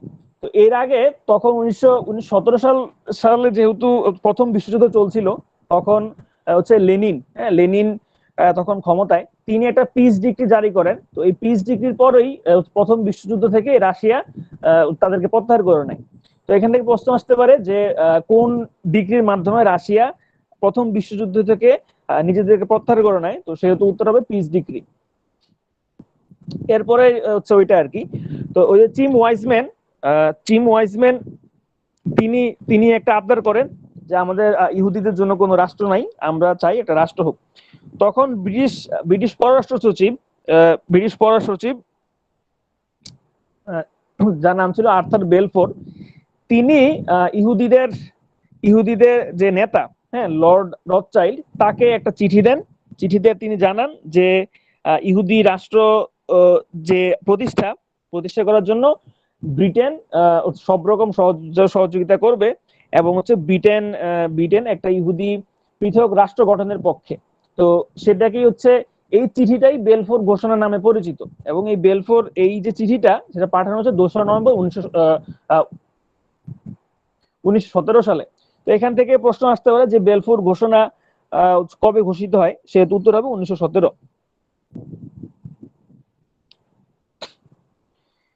এরপরে এই একটা চুক্তি হয় এই যে দ্বিতীয় বিশ্বযুদ্ধের পরে, সেটাকে বলা হচ্ছে দ্বিতীয় ভার্সাই চুক্তি। এর মধ্যে এটা যেহেতু দ্বিতীয় ভার্সাই চুক্তি, তার মানে এর আগে একটা ভার্সাই চুক্তি আছে। এটা হচ্ছে আমেরিকার যে স্বাধীনতা যুদ্ধের পরে ওই ওই চুক্তিটা হয়, সেটা নিয়েও আমরা ডিটেল পড়বো। তো এই চুক্তিটার ডিটেল যে অফিসিয়াল যে নাম, হ্যাঁ, অফিসিয়াল নামটা ছিল treaty of Paris between the allied forces and associated powers and Germany. অর্থাৎ এই যে প্রথম বিশ্বযুদ্ধ, তো এখানে তো জার্মানি পরাজয় বরণ করার পরে, তো এই যুদ্ধের যে সমাপ্তি, এই যুদ্ধের সমাপ্তিতেই এই চুক্তিটা হচ্ছে স্বাক্ষরিত হয়, মানে এই দ্বিতীয় ভার্সাই চুক্তিটা স্বাক্ষরিত হয়। এবং এই চুক্তির মাধ্যমে আনুষ্ঠানিকভাবে যে প্রথম বিশ্বযুদ্ধটা শেষ হয়। এবং এই চুক্তিটা স্বাক্ষর হয় 28 জুন 1919 সালে। এই চুক্তিতে স্বাক্ষর করা হচ্ছে 28টি দেশ। হ্যাঁ, এটা একটু গুরুত্বপূর্ণ একটা তথ্য, যে দ্বিতীয় ভার্সাই চুক্তিতে কতটি দেশ স্বাক্ষর করেছিল, সেহেতু উত্তর হবে হচ্ছে 28টি দেশ। এই চুক্তিটা যদিও 1919 সালে স্বাক্ষরিত হয়, কিন্তু এটা কার্যকর হচ্ছে 10ই জানুয়ারি 1920। তো মূলত এই চুক্তির মাধ্যমেই যে জাতিপুঞ্জ, হ্যাঁ, এই জাতিসংঘের আগের আগের যেই আগের যে ভাই, মানে আগের যে বড় ভাই জাতিপুঞ্জ, সেটা সেটা প্রস্তুত হয় বা সেটা গঠিত হয়। জাতিপুঞ্জ থেকে কোশ্চেন আসার সম্ভাবনা খুবই খুবই খুবই খুবই কম। হ্যাঁ, যেহেতু এটা এখন আর কোনো অস্তিত্ব নাই, সেহেতু এখান থেকে কোশ্চেন আসার সম্ভাবনা খুবই কম। এখানে যদি কোশ্চেন আসতে পারে যে জাতিপুঞ্জের আহ প্রস্তাবক কে ছিলেন, আর জাতিপুঞ্জ বিলুপ্ত হয় কবে। এছাড়া এর বাইরে এখান থেকে কোশ্চেন আসবে না। তবে এখান থেকে কোশ্চেন আসার সম্ভাবনা নাই বললে চলে। আপনারা যদি কেউ চান, যে এটা তো বইয়ে আছে, মানে জাতিপুঞ্জ নিয়ে বইয়ে লেখা, মানে মোটামুটি কথাবার্তা আছে। তো আপনারা যদি চান এটা কেউ স্কিপ করবেন, আমি জাতিপুঞ্জ পড়বো না, যদি কেউ সিদ্ধান্ত নেন, তাহলে আপনারা সেটা করতে পারেন। এরপরে আরেকটা চুক্তি, সেটা হচ্ছে সেভার্স সন্ধি। তো এটার এটা মূলত ছিল এটা মূলত ছিল যে তুরস্কের যে অটোমান সাম্রাজ্য ছিল, এই অটোমান সাম্রাজ্য মূলত এই চুক্তির মাধ্যমেই অটোমান সাম্রাজ্য মূলত বিলুপ্তি ঘটে। এবং তুরস্ক যেহেতু প্রথম বিশ্বযুদ্ধে পরাজিত হয়, এবং এই সেভার্স সন্ধির মাধ্যমেই তাদেরকে শাস্তি প্রদান করা হয়, তাদের কিছু জরিমানা করা হয়। তো এই চুক্তিটা 1920 সালে স্বাক্ষরিত হয়েছিল। এখানে এই যে তারিখ যেটা আছে 10 আগস্ট, এটা আপনাদের হচ্ছে মনে রাখতে হবে না, শুধু সালটা মনে রাখলেই হবে। এখানে এখানে সালটা ইম্পর্টেন্ট, যে সেভার সন্ধি কবে স্বাক্ষরিত হয়, আসলেই প্রশ্নটা আসবে এখান থেকে। এরপরে আরেকটা আরেকটা চুক্তি, সেটা হচ্ছে লোকারণ্য চুক্তি। এই চুক্তির এই সবগুলা চুক্তি আসলে ছিল পরাজিত যারা হয়েছিল, হ্যাঁ, যে সেই পরাজিত দেশগুলোর সাথেই মূলত এই চুক্তিগুলো হয়েছিল। এর মধ্যে এই চুক্তিটার যে উদ্দেশ্য ছিল, যে জার্মানিকে যখন জাতিপুঞ্জ হয়, তখন শুরুতে জার্মানিকে জাতিপুঞ্জে অন্তর্ভুক্ত করা হয় নাই। হ্যাঁ, একদম শুরুতে তারা সিদ্ধান্ত নিয়েছে যে যে জার্মানি একটা ফালতু রাষ্ট্র, জার্মানি একটা যুদ্ধবাজ রাষ্ট্র, আমরা তাদেরকে ইনক্লুড করব না। তো তাদেরকে ইনক্লুড করে নাই। পরে তাদের চিন্তা ভাবনা হইলো যে না, যদি জার্মানিকে আমরা এরকম বাইরে বাইরে রাখি, তাইলে তারা মন খারাপ করতে পারে, এবং তারা মন খারাপ করে রাগ করতে পারে, রাগ করে তারা হয়তো আবার একটা যুদ্ধ বাধাই দিবে। তো পরে এই লোকারণ্য চুক্তির মাধ্যমে মূলত এই জার্মানিকে আবার জাতিপুঞ্জে আনা হয়। এরপরে দেখবো আমরা গ্রেট ডিপ্রেশন, হ্যাঁ, বা মহামন্দা। এটা মূলত 1929 থেকে 1939 সাল পর্যন্ত ছিল। তো এই ডিপ্রেশনটা এটা ছিল মূলত কি বলা যায় এটাকে, এটা একটা অর্থনৈতিক ডিপ্রেশন ছিল। সেখানে শেয়ার বাজারে একটা ধস নামে 1929 সালে 29 অক্টোবর, এবং এইটাই ছিল মূলত ওই অর্থনৈতিক যে বিপর্যয়টার মূল কারণ। এখান থেকে প্রশ্ন আসতে পারে যে গ্রেট ডিপ্রেশন কত সালে সংঘটিত হয়েছিল, সেহেতু উত্তর হবে 1929 সাল। এবং এটাকে ব্ল্যাক টুইসডেও বলে। এখানে ব্ল্যাক টুইসডে বলার কারণ হচ্ছে 29 অক্টোবর, এই 29 অক্টোবর ছিল টুইসডে। তো ওই দিনেই মূলত এই শেয়ার বাজারের এই বড় যে ধসটা সেটা নামে। তো এই যে মহামন্দা, এই এই মহামন্দা মোকাবেলা করার জন্য তৎকালীন আমেরিকার যিনি প্রেসিডেন্ট ফ্রাঙ্কলিন ডি রুজভেল্ট, তিনি একটা নীতি ঘোষণা করেন, সেটার নামই ছিল নিউ ডিল। তো এখানে এই নিউ ডিলে কিছু সুপারিশ করা হয়, এগুলো আমাদের ডিটেল আসলে পড়তে হবে না। তো এর মধ্যে ওই এই নিউ ডিলের মধ্যেই এই নিউ ডিলটা তখন কার্যকর হয় না। হ্যাঁ, তো মানে একটা একটা প্রস্তাব ছিল ওইটা, কিন্তু ওইটাকে মডিফিকেশন করে আরেকটা প্ল্যান করা হয়, যেটার নাম ছিল হোয়াইট প্ল্যান। তো এই যে হোয়াইট নামটা আসছে তৎকালীন যিনি অর্থ সচিব ছিলেন মার্কিন প্রেসিডেন্টের, তার নাম অনুসারে। তো তিনি প্রথম প্রথম প্রস্তাব করেছিলেন যে আন্তর্জাতিক একটা মুদ্রা ব্যবস্থা দরকার, সেহেতু এই মুদ্রা ব্যবস্থা একটা লাগবে আমাদের, এই যে ডিপ্রেশনটা এসব মানে সামনে যাতে আর না হয়, বা সামনে যাতে প্রতিরোধমূলক ব্যবস্থা নেওয়ার জন্য। আর একটা হচ্ছে ব্যাংকিং ব্যবস্থার জন্য আমাদের একটা ব্যাংক লাগবে, বিশ্ব ব্যাংক লাগবে, এবং হচ্ছে বাণিজ্য ব্যবস্থার জন্য আমাদের একটা সংস্থা লাগবে। তো মূলত এই যে এই প্ল্যান, তো এই হোয়াইট প্ল্যানের মধ্যে মূলত এই চিন্তা ভাবনাগুলো প্রথম আসে। আচ্ছা, এখন আপনাদের কাছে প্রশ্ন যে প্রথম বিশ্বযুদ্ধ শেষ হয় কবে? বইতে 32 দেওয়া না, বইতে 32 দেওয়া সেটা তাহলে ভুল, এখানে 28টাই হবে। 1918। এখানে এখানে তারিখটা আপনাদের মনে রাখতে হবে। হ্যাঁ, তারিখটা কিন্তু ইম্পর্টেন্ট। তারিখটা ইম্পর্টেন্ট, যে কত তারিখে হয়। কিছু তারিখ স্পেসিফিক আছে হচ্ছে ইম্পর্টেন্ট। হ্যাঁ, তাহলে 11 নভেম্বর 1918 সালে প্রথম বিশ্বযুদ্ধটা শেষ হয়। সব তারিখ আসলে মনে রাখতে হবে না, কিন্তু স্পেসিফিক কিছু তারিখ আছে যেগুলো আপনাদেরকে মনে রাখতে হবে একটু কষ্ট করে। তার মধ্যে এইটা হচ্ছে একটা তারিখ, যে 11 নভেম্বর 1918 এইটা প্রথম বিশ্বযুদ্ধ শেষ হয়। এরপরে আমরা দেখবো হচ্ছে রুশ বিপ্লব, যেটা নিয়ে একটু আগে কথা বলা শুরু করছিলাম। তো রুশ বিপ্লবটা মূলত হয় হচ্ছে 1917 সালে, কিন্তু এটার যে বীজ সেটা আরো আগে থেকেই বপিত ছিল। তো এই রুশ বিপ্লবের আরেকটা নামও আছে, সেটাকে বলা হয় যে অক্টোবর বিপ্লব। অক্টোবর বিপ্লব কারণ হচ্ছে ওই সময় যে ক্যালেন্ডার, ওই সময়ে ছিল অক্টোবর, কিন্তু এখন বর্তমানে যে ক্যালেন্ডার এইটা কিন্তু হচ্ছে নভেম্বর মাসে পড়ে। কিন্তু ওই সময় মাসটা ছিল হচ্ছে অক্টোবর, তো সেই হিসেবে এটাকে অক্টোবর অক্টোবর বিপ্লব নামে বলা হয়। তো এখানে আহ, বিপ্লবের কিছু বিপ্লবের কিছু ইতিহাস ইতিহাস আছে। তো সেটা হচ্ছে যে আহ, এটা কিছু পর্যায় আছে।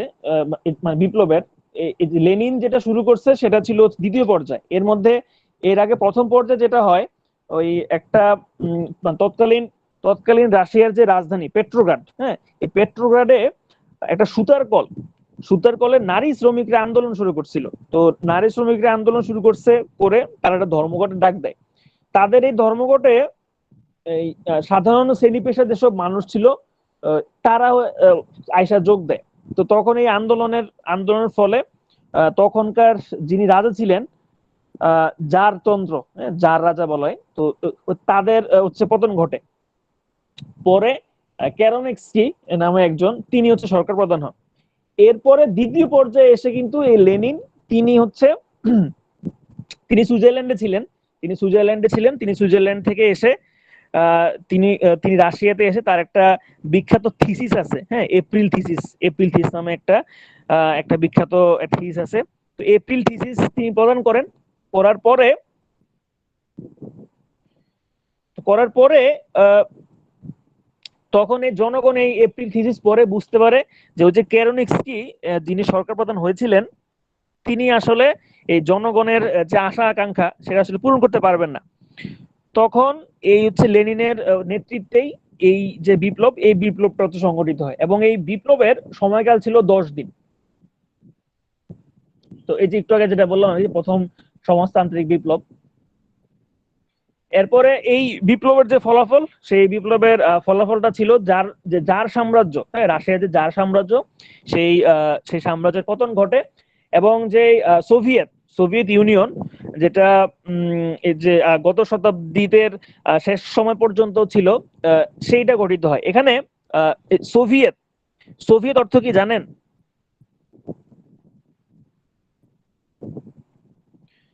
সোভিয়েত অর্থ কি কেউ কি জানেন? সোভিয়েত অর্থ কি, মানে সোভিয়েত দিয়ে আসলে কি বোঝায়?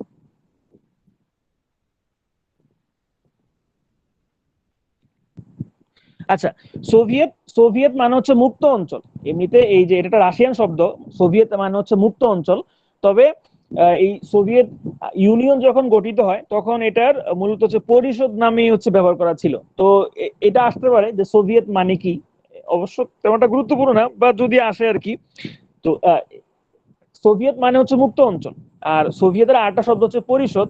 তো মানে মূলত এই পরিষদটাই হচ্ছে বহুল ব্যবহৃত হয় আর কি।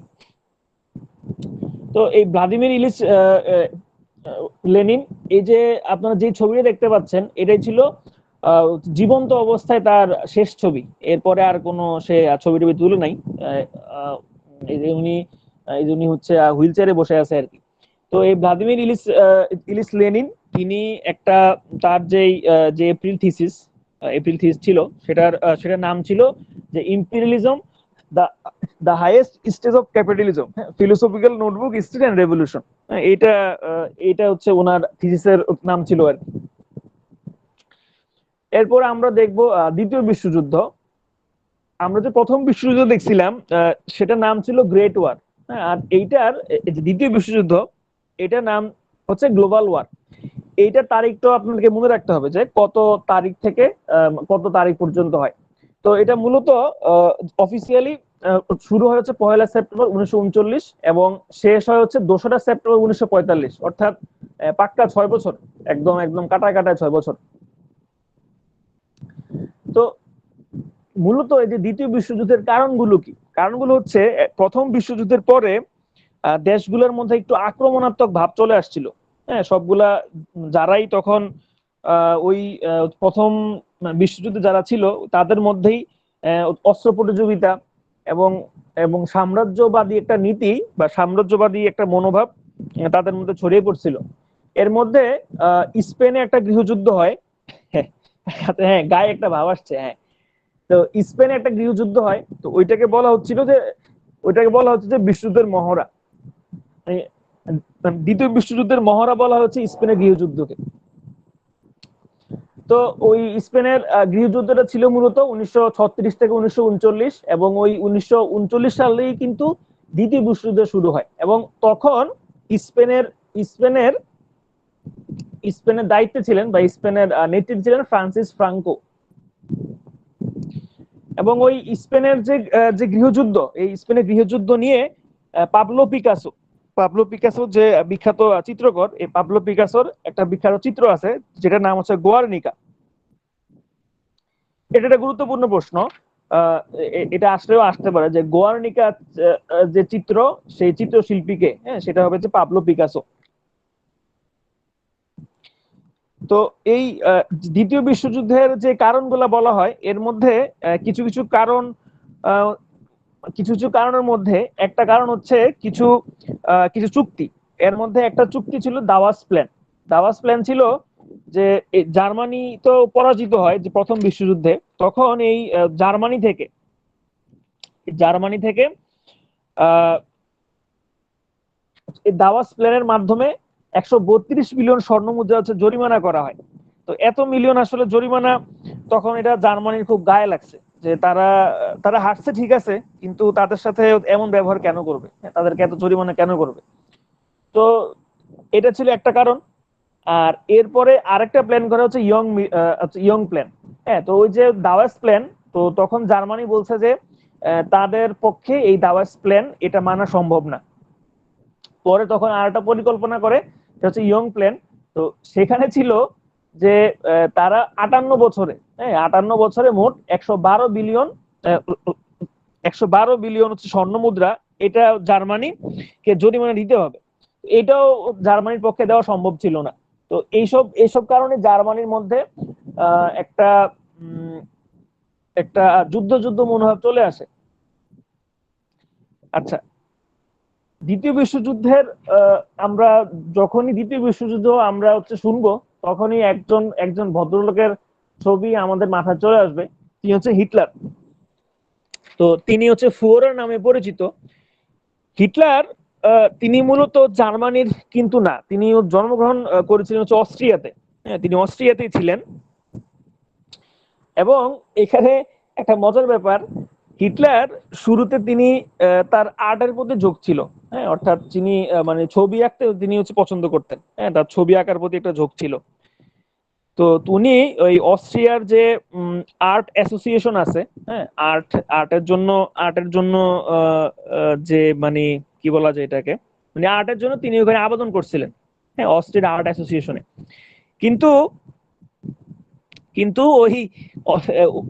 ওইখানে তিনি টিকেন নাই, তিনি প্রত্যাখ্যাত হয়েছেন। মানে একবার না, তিনি তিনবার।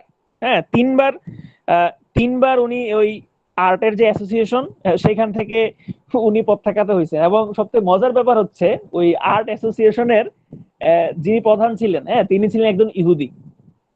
তো ইহুদি প্রধান এই হিটলারকে তিনবার প্রত্যাখ্যান করছে। এখন আপনারা চিন্তা করেন, ওই ওই যে ইহুদি বেটা, সে যদি সে যদি হিটলারকে তখন অ্যাকসেপ্ট করতো, তাইলে তো আর সে হিটলার হইতো না। হ্যাঁ, তার মানে এই দ্বিতীয় বিশ্বযুদ্ধ মনে হয় না হওয়ার সম্ভাবনা ছিল। হ্যাঁ, তো এই যে জিনিসগুলা, এটার একটা নাম আছে, এটাকে বলা হয় আপনার বাটারফ্লাই ইফেক্ট। বাটারফ্লাই ইফেক্ট জানেন কি? এটা নিয়ে একটা ছবি আছে, বাটারফ্লাই ইফেক্ট। এটা হচ্ছে যে ওই যেটা বলা হয় যে যদি যদি আমাজনের গহীন জঙ্গলে একটা প্রজাপতি একটা ডানা ঝাপটায়, আহ, সেটার কারণে যুক্তরাষ্ট্রের ফ্লোরিডাতে একটা ঝড় বয়ে যেতে পারে। তো এইটাই হচ্ছে বাটারফ্লাই ইফেক্ট, যে এই যে হিটলার যদি ওই সময় প্রত্যাখ্যাত না হইতেন, হ্যাঁ প্রত্যাখ্যাত না হইতেন, তো তাইলে হচ্ছে তিনি হয়তো এই এখনকার আমরা হিটলারকে যেভাবে চিনি সেভাবে আমরা নাও চিনতে পারতাম। আচ্ছা, হ্যাঁ, মুভির নাম হচ্ছে বাটারফ্লাই ইফেক্ট। হ্যাঁ, এটা মুভির নাম বাটারফ্লাই ইফেক্ট। আচ্ছা, তো উনি পরে 1921 সালে জার্মানির যে সোশ্যালিস্ট পার্টি, সেখানে তিনি সেখানে যোগ দেন। পরে এই যে নাজি, এই যে নাজি শব্দটা হচ্ছে জার্মান একটা শব্দ, এটার ইংলিশটাই হচ্ছে এই যে ন্যাশনাল সোশ্যালিস্ট জার্মান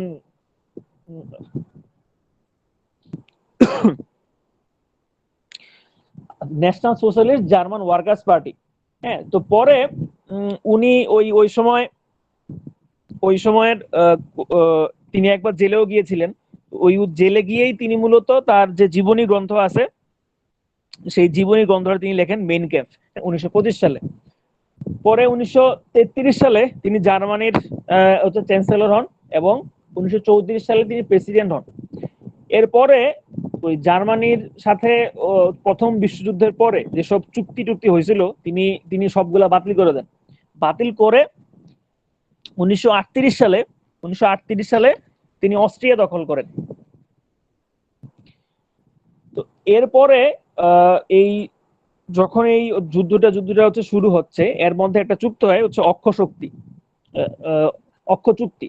এর মধ্যে রোম, রোম, বার্লিন এবং টোকিও চুক্তি এটাকে বলে, অর্থাৎ ইতালি, জার্মানি এবং এবং জাপান, তারা একটা চুক্তি করে 1940 সালে। হ্যাঁ, অক্ষ চুক্তি, অর্থাৎ অক্ষ চুক্তির উদ্দেশ্যটাই ছিল যে তারা এই তিনটা তিনটা দেশ তারা একসাথে থাকবে, এবং তারা যে নিজেদের তারা নিজেরা নিজেদেরকে প্রোটেক্ট করবে।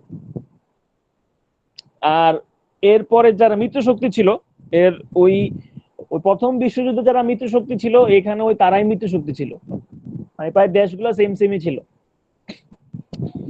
এখানে হচ্ছে সামরিক বাহিনীর কোন কোন দেশের সামরিক বাহিনীর প্রধান কে কে ছিল, এইগুলো একটু আপনার মনে রাখতে হবে। এর মধ্যে ব্রিটেনের সামরিক বাহিনীর যিনি প্রধান ছিলেন তার নাম ছিল মন্টেগোমারি। আর যুক্তরাষ্ট্রে ছিল জর্জ মার্শাল, এবং এবং জার্মানি ছিল ফিল্ড মার্শাল রোমেল। হ্যাঁ, তাকে হচ্ছে ডেজার্ট ফক্সও বলা হতো। এখানে আমাদের কিছু দ্বিতীয় বিশ্বযুদ্ধের কিছু অপারেশনের নাম আমাদেরকে মনে রাখতে হবে। অপারেশনের নাম আর হচ্ছে মোটামুটি মানে কোথায় হয়েছিল, হ্যাঁ, এগুলোই মোটামুটি মনে রাখতে হবে। এর মধ্যে ওইখানে তো অনেক অপারেশনই হয়েছে, এর মধ্যে মানে কয়েকটা অপারেশন হচ্ছে ইম্পর্টেন্ট, যেগুলো আমাদেরকে মনে রাখতে হবে। একটা হচ্ছে অপারেশন ওভারলর্ড। এটা এটা হচ্ছে জুন থেকে আগস্ট মাস হয় 1944 সালে, এবং এটার স্থানটা ছিল নরম্যান্ডি, ফ্রান্স। এখানে এই এই এই যে অপারেশনটা, এই অপারেশন ফলে পশ্চিম ইউরোপে জার্মানির যে নিয়ন্ত্রণ, তো সেটারও হচ্ছে শেষ হয়। দ্বিতীয় বিশ্বযুদ্ধ নিয়ে একটা একটা হচ্ছে বই আছে, হ্যাঁ, ওই যে আপনার হচ্ছে আনা ফ্র্যাঙ্কের ডায়েরি। আপনাকে কেউ পড়ছেন এটা? আনা ফ্র্যাঙ্কের ডায়েরি কেউ কি আপনারা পড়ছিলেন? হ্যাঁ, বইটা খুব মানে কবিতা আমার, আমি আমি খুব বেশি দিন আগে পড়ি নাই, মনে হয় যে আর মনে হয় 2-3 মাস আগে পড়ছি আমি। এর আগে এই বইটা পড়ি নাই। আমার কাছে খুব ভালো লাগছে। আপনারা যারা পড়েন নাই তারা পড়তে পারেন, বইটা খুব ভালো। খুব মানে সহজ সরল ভাবে লেখা, আর যেহেতু ডায়েরি সেহেতু তো সহজ সরল ভাবে লেখা হবে। হ্যাঁ, হ্যাঁ, ইমোশনাল তো হওয়ারই কথা, ইমোশনাল হওয়ারই কথা। সব থেকে মানে কষ্ট লাগছে যে ওই আনা ফ্র্যাঙ্কের বাবা কিন্তু বেঁচে ছিল। আনা ফ্র্যাঙ্কের বাবা কিন্তু মারা যায় নাই। তার বাবা বেঁচে ছিল। তো সে এত দুঃখ কষ্ট নিয়ে কিভাবে বেঁচে ছিল, এটাই আমার কাছে একটু আশ্চর্য লাগছে। যে এই লোকটার পরে যখন সে ডায়েরি পাইছে, বা পরে যখন সে বেঁচে ছিল, তার তার ফিলিং কেমন ছিল। আচ্ছা, এরপরে আরেকটা অপারেশন, সেটা হচ্ছে সে অপারেশন নাম হচ্ছে অপারেশন বারবারোস। এটা এটা মূলত এটা হচ্ছে জুন থেকে হচ্ছে ডিসেম্বর এর মধ্যে ছিল, 1944 সালে। এবং আহ, এটার এটার পরিচয়, একটা একটা পরিচয় আছে। তো সেটা হচ্ছে যে এখানে এখানে সোভিয়েত ইউনিয়নে মূলত এই মানে এই অপারেশনের প্লেস ছিল সোভিয়েত ইউনিয়ন। এবং দ্বিতীয় বিশ্বযুদ্ধের সব থেকে দীর্ঘস্থায়ী এবং এবং সব থেকে বড় যে যুদ্ধটা, তো এইটাই ছিল এই অপারেশনটা, সোভিয়েত সোভিয়েত ইউনিয়নের। এবং এখানে অক্ষ শক্তি যেটা ছিল, ওই তাদের তারা হচ্ছে পরাজয় বরণ করে। আরেকটা যে অপারেশন, সেটা হচ্ছে অপারেশন ইগল।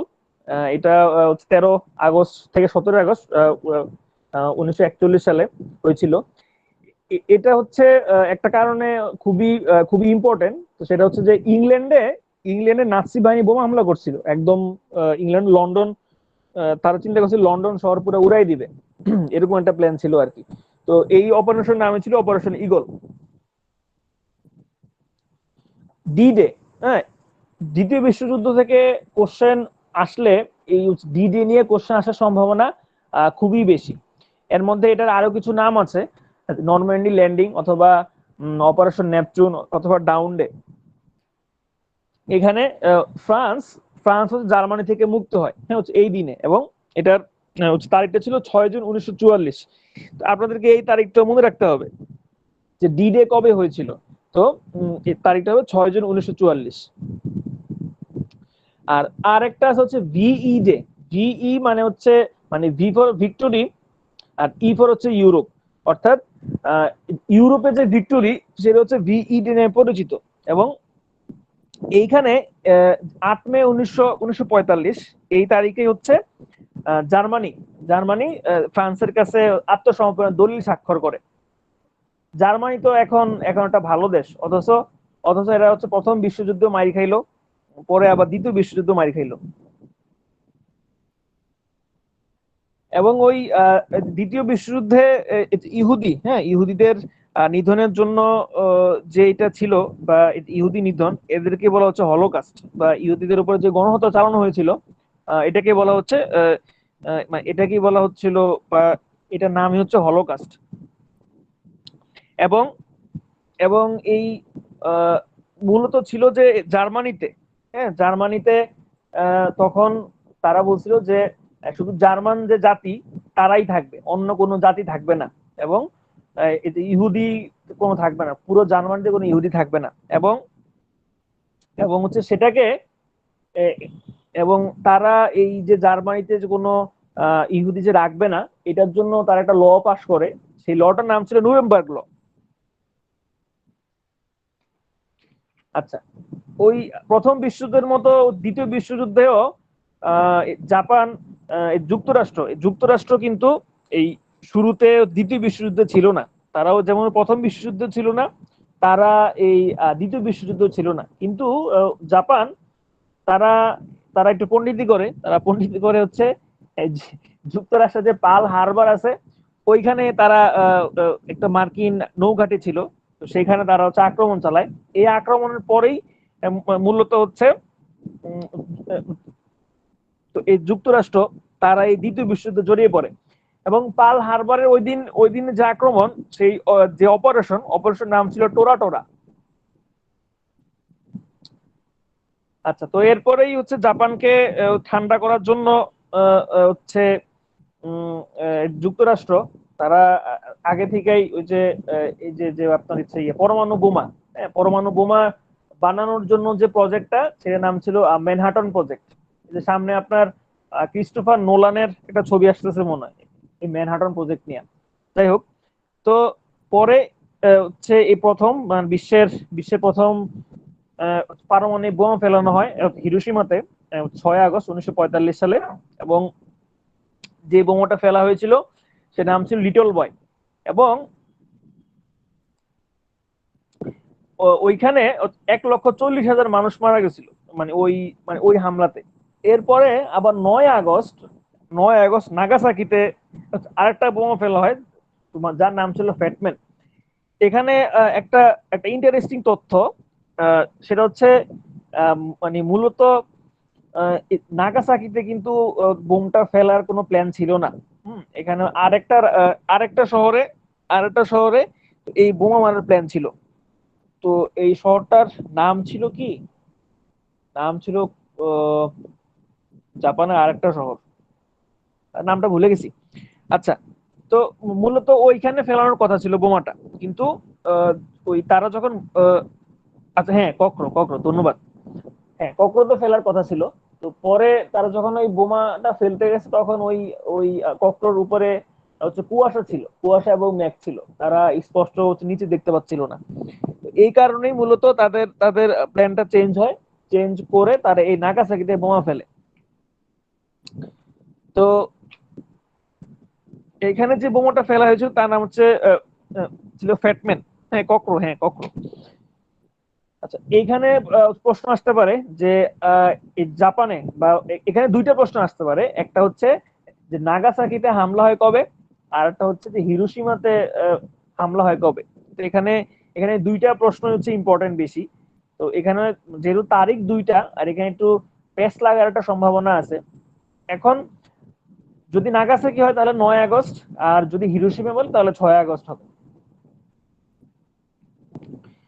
তো এরপরে জার্মানি আত্মসমর্পণ করে হচ্ছে 7ই মে 1945 সালে।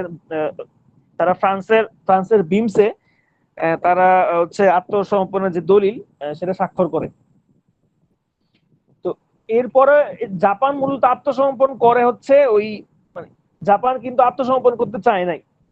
আত্মসমর্পণ করতে চায় নাই, কিন্তু পরে ওই বোমা মেরে জাপানকে ঠান্ডা করে দেওয়া হয়। বোমা হামলার পরেই মূলত জাপান তারা এই আত্মসমর্পণের জন্য প্রস্তুত হয় আর কি। তো তারা 14 আগস্ট 1945 সালে তারা আত্মসমর্পণের ঘোষণা দেয়। পরে এই যে এখানে একটা যুদ্ধ তরি নাম আছে ইউএস মিসৌরি, এখানে বসে মূলত তার আত্মসমর্পণের যে দলিল সেখানে স্বাক্ষর করে। অর্থাৎ তারা 2রা সেপ্টেম্বর আত্মসমর্পণের দলিল স্বাক্ষর করে, এবং এই 2রা সেপ্টেম্বর 1945, তো এই তারিখেই দ্বিতীয় বিশ্বযুদ্ধটা শেষ হয়। তো যেহেতু এই জাপান এবং জার্মানি দ্বিতীয় বিশ্বযুদ্ধে পরাজিত হয়, তো তাদের তাদের নিয়ে বিচার আচার হয়। এই বিচার আচারের প্রথম যে ট্রাইব্যুনাল সেটা হচ্ছে নুরেমবার্গ ট্রাইব্যুনাল। হ্যাঁ, এখানে এখানে এখানে হচ্ছে এটা এটা এটার যে তারিখ এবং এটার যে আপনার কি বলে, এটার যে অফিসিয়াল নাম হচ্ছে ইন্টারন্যাশনাল মিলিটারি ট্রাইব্যুনাল। এবং এখানে তখনকার তখনকার যে সামরিক সামরিক বাহিনীর যে অফিসার ছিল, ওই ওই বাহিনীর 12 জনকে মৃত্যুদণ্ড দেওয়া হয়। মূলত এটা ছিল জার্মানির মূলত এটা জার্মানিকে শাস্তি দেওয়ার জন্য এই ট্রাইব্যুনালটা করা হয়। এরপরে জাপানকে জাপানকে শাস্তি দেওয়ার জন্য আরেকটা ট্রাইব্যুনাল করা হয়, সেটা ছিল টোকিও ট্রাইব্যুনাল, এবং সেটা করা হয় 29 এপ্রিল 1946। তো এই ট্রাইব্যুনাল নিয়েই ওই যেটা গল্প আছে, ওই যে আমাদের আমাদের একজন বাঙালি বিচারপতি, একজন বাঙালি আইনজীবী, যে রাধা বিনোদ পাল। হ্যাঁ, তিনি এখানে তখন যুক্তরাষ্ট্র যুক্তরাষ্ট্র এবং আরো যেসব দেশ ছিল, তারা সমস্ত দোষ হচ্ছে জাপানের উপর চাপাইছিল। হ্যাঁ, তো এরপরে তখন এই দোষ চাপানোর পরে তখন ওই যে হচ্ছে রাধা বিনোদ পাল, হ্যাঁ, ওই তখন হচ্ছে 11 জন বিচারক ছিল, এর মধ্যে একজন ছিল রাধা বিনোদ পাল। তো তখন উনি বলছে যে এখানে জাপানকে তো সব শাস্তি জাপানকে দেওয়া উচিত হবে না। হ্যাঁ, কারণ জাপান যদিও আগে পার্ল হারবার আক্রমণ করছে বা তারাও যুদ্ধে অনেক নৃশংসতা করছে, কিন্তু নাগাসাকি এবং হচ্ছে হিরোশিমা, হ্যাঁ, ওইখানে যে বোমা হামলা করে এটা যুক্তরাষ্ট্র করে। অর্থাৎ এখানে এখানে যুক্তরাষ্ট্র এবং তার যে মিত্র শক্তি ছিল, তার যে বন্ধু বান্ধব ছিল, তারাও এখানে সমানভাবে দায়ী। সুতরাং শুধুমাত্র এখানে জাপানকে দোষী করা যাবে না। তো এটা এটা বলার পরেই মূলত হচ্ছে এই জাপানের যে শাস্তিটা তো সেটা কমায় দেওয়া হয় এবং তখনই ওই জাপানের যিনি রাজা ছিলেন তিনি তার প্রতি কৃতজ্ঞতা স্বরূপ বলছিলেন যে মানে যতদিন জাপান থাকবে ততদিন হচ্ছে বাঙালিরা সাহায্য সহযোগিতা পেয়ে যাবে। আচ্ছা, এখন আপনাদের কাছে প্রশ্ন যে রুশ বিপ্লব অন্য কোন নামে পরিচিত? রুশ বিপ্লব অন্য কোন নামে পরিচিত? আচ্ছা জি, অক্টোবর বিপ্লব নামে পরিচিত। আচ্ছা, এরপরে আমরা দেখবো হচ্ছে কোল্ড ওয়ার বা হচ্ছে ঠান্ডা যুদ্ধ। ঠান্ডা যুদ্ধ মানে কি? মানে যুদ্ধ যুদ্ধ ভাব এবং হচ্ছে যুদ্ধের অভাব। হ্যাঁ, এটা এটা হচ্ছে কোল্ড ওয়ার। তো কোল্ড ওয়ার শব্দটা শব্দটা প্রথম যিনি ব্যবহার করেন তার নাম হচ্ছে ওয়াল্টার লিপম্যান। এটা একটা গুরুত্বপূর্ণ প্রশ্ন যে কোল্ড ওয়ার শব্দই প্রথম কে ব্যবহার করেন, সে উত্তর হবে ওয়াল্টার লিপম্যান। তো এর আগে কোল্ড ওয়ারের আগে কিছু কিছু জিনিস হয়, সেটা হচ্ছে যে যখন দ্বিতীয় বিশ্বযুদ্ধ শেষ হইলো, হ্যাঁ, তখন ওইখানে তো মিত্র শক্তিতে কারা ছিল? মিত্র শক্তিতে তো যুক্তরাষ্ট্র ছিল এবং এবং হচ্ছে সোভিয়েত ইউনিয়নও ছিল। তো যদিও তারা বন্ধু ছিল কিন্তু তাদের যেহেতু দুইজনই বস, হ্যাঁ, দুই বস তো একসাথে থাকতে পারবে না। তো এই কারণে তাদের মধ্যে একটা দ্বন্দ্ব ছিল যে এখন যে বিশ্ব ব্যবস্থা সেটা কে নিয়ন্ত্রণ করবে, এটা নিয়ে দুইজনের মধ্যে একটা দ্বন্দ্ব ছিল। এবং আরেকটা হচ্ছে যুক্তরাষ্ট্রে তাদের ছিল পুঁজিবাদী নীতি এবং এবং সোভিয়েত ইউনিয়ন ছিল সমাজতান্ত্রিক নীতি। এই দুই নীতির সংঘর্ষ এবং এই দুইজনের মধ্যে প্রতিযোগিতায় মূলত এই কোল্ড ওয়ার নামে পরিচিত। তো এরপরে যখন সোভিয়েত ইউনিয়ন তারা চাচ্ছিল যে বা তখনকার যে সোভিয়েত ইউনিয়ন ছিল তারা চাচ্ছিল যে তাদের আশেপাশে যে দেশগুলো আছে তো তোমার তারাও সমাজতন্ত্রে চলে আসবে। তো এইটা যখন যুক্তরাষ্ট্র বুঝতে পারলো, তারা একটা নীতি ঘোষণা করলো, সেটা হচ্ছে এই ট্রুম্যান ডক্ট্রিন নামে পরিচিত। এবং এটার বাংলা হচ্ছে ধারক নীতি। তো এখানে এখানে বলা হচ্ছিল যে ওই ওই যে সমাজতন্ত্র যে সোভিয়েত ইউনিয়ন তারা ঘোষণা দিয়েছিল যে তারা বিভিন্ন যেসব রাষ্ট্র আছে তাদেরকে টাকা পয়সা দিয়ে সাহায্য করবে। হ্যাঁ, তো তাদেরকে টাকা পয়সা দিয়ে সাহায্য করা মানে কি? তারাও সমাজতান্ত্রিক রাষ্ট্রে পরিণত হবে। তো এটা যখন যুক্তরাষ্ট্র বুঝতে পারলো, তারা ওটা নীতি ঘোষণা করলো যে তারা যে কোনো গণতান্ত্রিক দেশকে তারা সামরিক, অর্থনৈতিক এবং রাজনৈতিক ভাবে তারা সাহায্য করতে পারবে। তো এটা হচ্ছে ট্রুম্যান ডক্ট্রিন। এবং তারা আরেকটা আরেকটা নীতি ঘোষণা করে, সেটা হচ্ছে মার্শাল প্ল্যান। হ্যাঁ, এই মার্শাল প্ল্যান হচ্ছে দ্বিতীয় বিশ্বযুদ্ধে, হ্যাঁ, দ্বিতীয় বিশ্বযুদ্ধে যদিও ব্রিটেন বা ফ্রান্স বা এইখানে যে রাষ্ট্রগুলো ছিল সেগুলো জয়লাভ করছে, কিন্তু যুদ্ধে তাদের এত পরিমাণ খরচ হয়েছে, এই খরচ তারা আর কুলে উঠতে পারতেছিল না। এই খরচের কারণেই কিন্তু মূলত মানে অনেক কারণগুলোর মধ্যে এই যে খরচের যে পরিমাণটা, এটাও কিন্তু একটা কারণ ছিল যে ভারতবর্ষ থেকে যখন এই ব্রিটিশরা চলে যায়, এটাও কিন্তু একটা কারণ ছিল যে দ্বিতীয় বিশ্বযুদ্ধে তাদের হচ্ছে প্রচুর টাকা পয়সা খরচ হয়েছিল। তো পরে মার্শাল প্ল্যানের আওতায় তো এই যুক্তরাষ্ট্র ঘোষণা করে তারা ইউরোপে 12 বিলিয়ন ডলার তারা হচ্ছে অর্থ সহায়তা করবে। এবং তখন থেকেই এই যে ডলার কূটনীতি, অর্থাৎ কোন দেশকে আমরা ডলার দিব এবং ডলার দিয়ে তাদেরকে নিয়ন্ত্রণ করব, তো এই ডলার কূটনীতিটাও মূলত এই এই শব্দটা মূলত সেই তখন থেকে আসছে। হ্যাঁ, এই মার্শাল প্ল্যানের পরে। তো এই যে মার্শাল প্ল্যান, এই মার্শাল প্ল্যানের এগেইনস্টে রাশিয়া, হ্যাঁ, রাশিয়াও আর একটা প্ল্যান ঘোষণা করে, সেটা হচ্ছে মল্টোভ প্ল্যান। হ্যাঁ, 1947 সালে তারা যেটা ঘোষণা করে যে পূর্ব ইউরোপের যেসব হচ্ছে সমাজতান্ত্রিক দেশগুলো আছে তারাও তাদেরকে হচ্ছে টাকা পয়সা দিয়ে হেল্প করবে। এবং তারা হচ্ছে একটা একটা সংগঠন তৈরি করে। তো সেটার নাম ছিল কমিনফন। হ্যাঁ, অর্থাৎ এটা এই সংগঠনের কাজ ছিল যে যুক্তরাষ্ট্রের দেওয়া যে টাকা পয়সা এগুলো যাতে ইউরোপের যে রাষ্ট্রগুলা সেগুলো যাতে গ্রহণ না করে তার বিরুদ্ধে একটা জনমত তৈরি করা।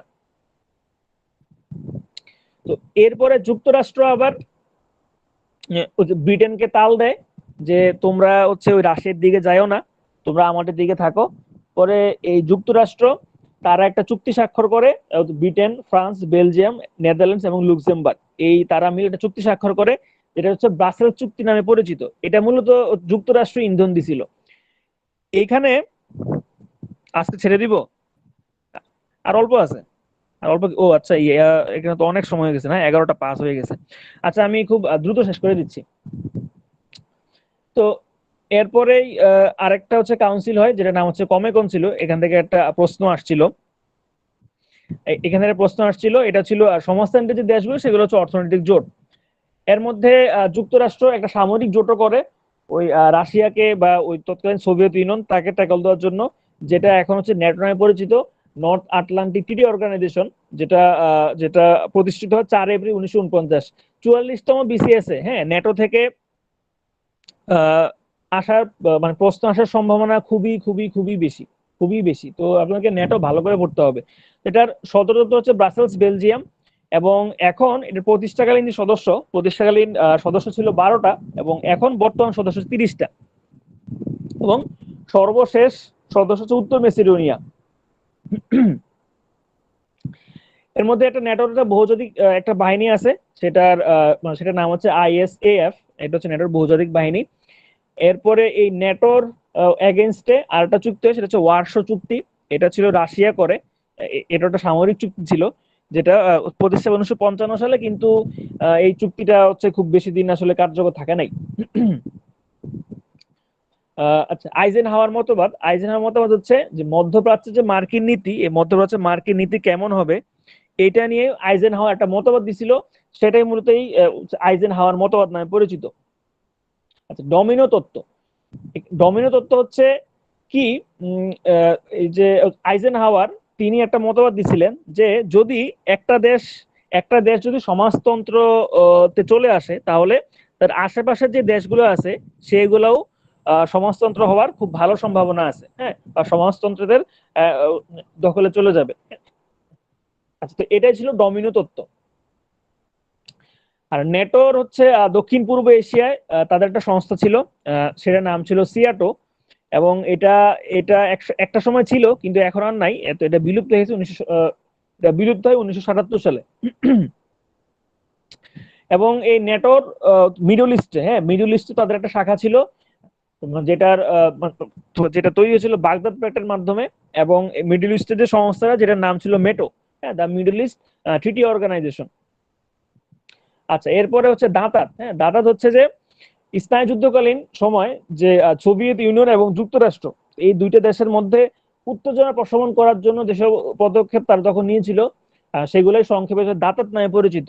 এবং এটার সালটা ইম্পর্টেন্ট এখানে, হ্যাঁ, যে দাঁতাত কত সাল থেকে কত সাল পর্যন্ত হয়, সেহেতু উত্তর হবে 1962 থেকে 1979। আচ্ছা, আপনাদের সংখ্যা আস্তে আস্তে কমতেছে, আপনার কি চলে যাচ্ছেন আস্তে আস্তে?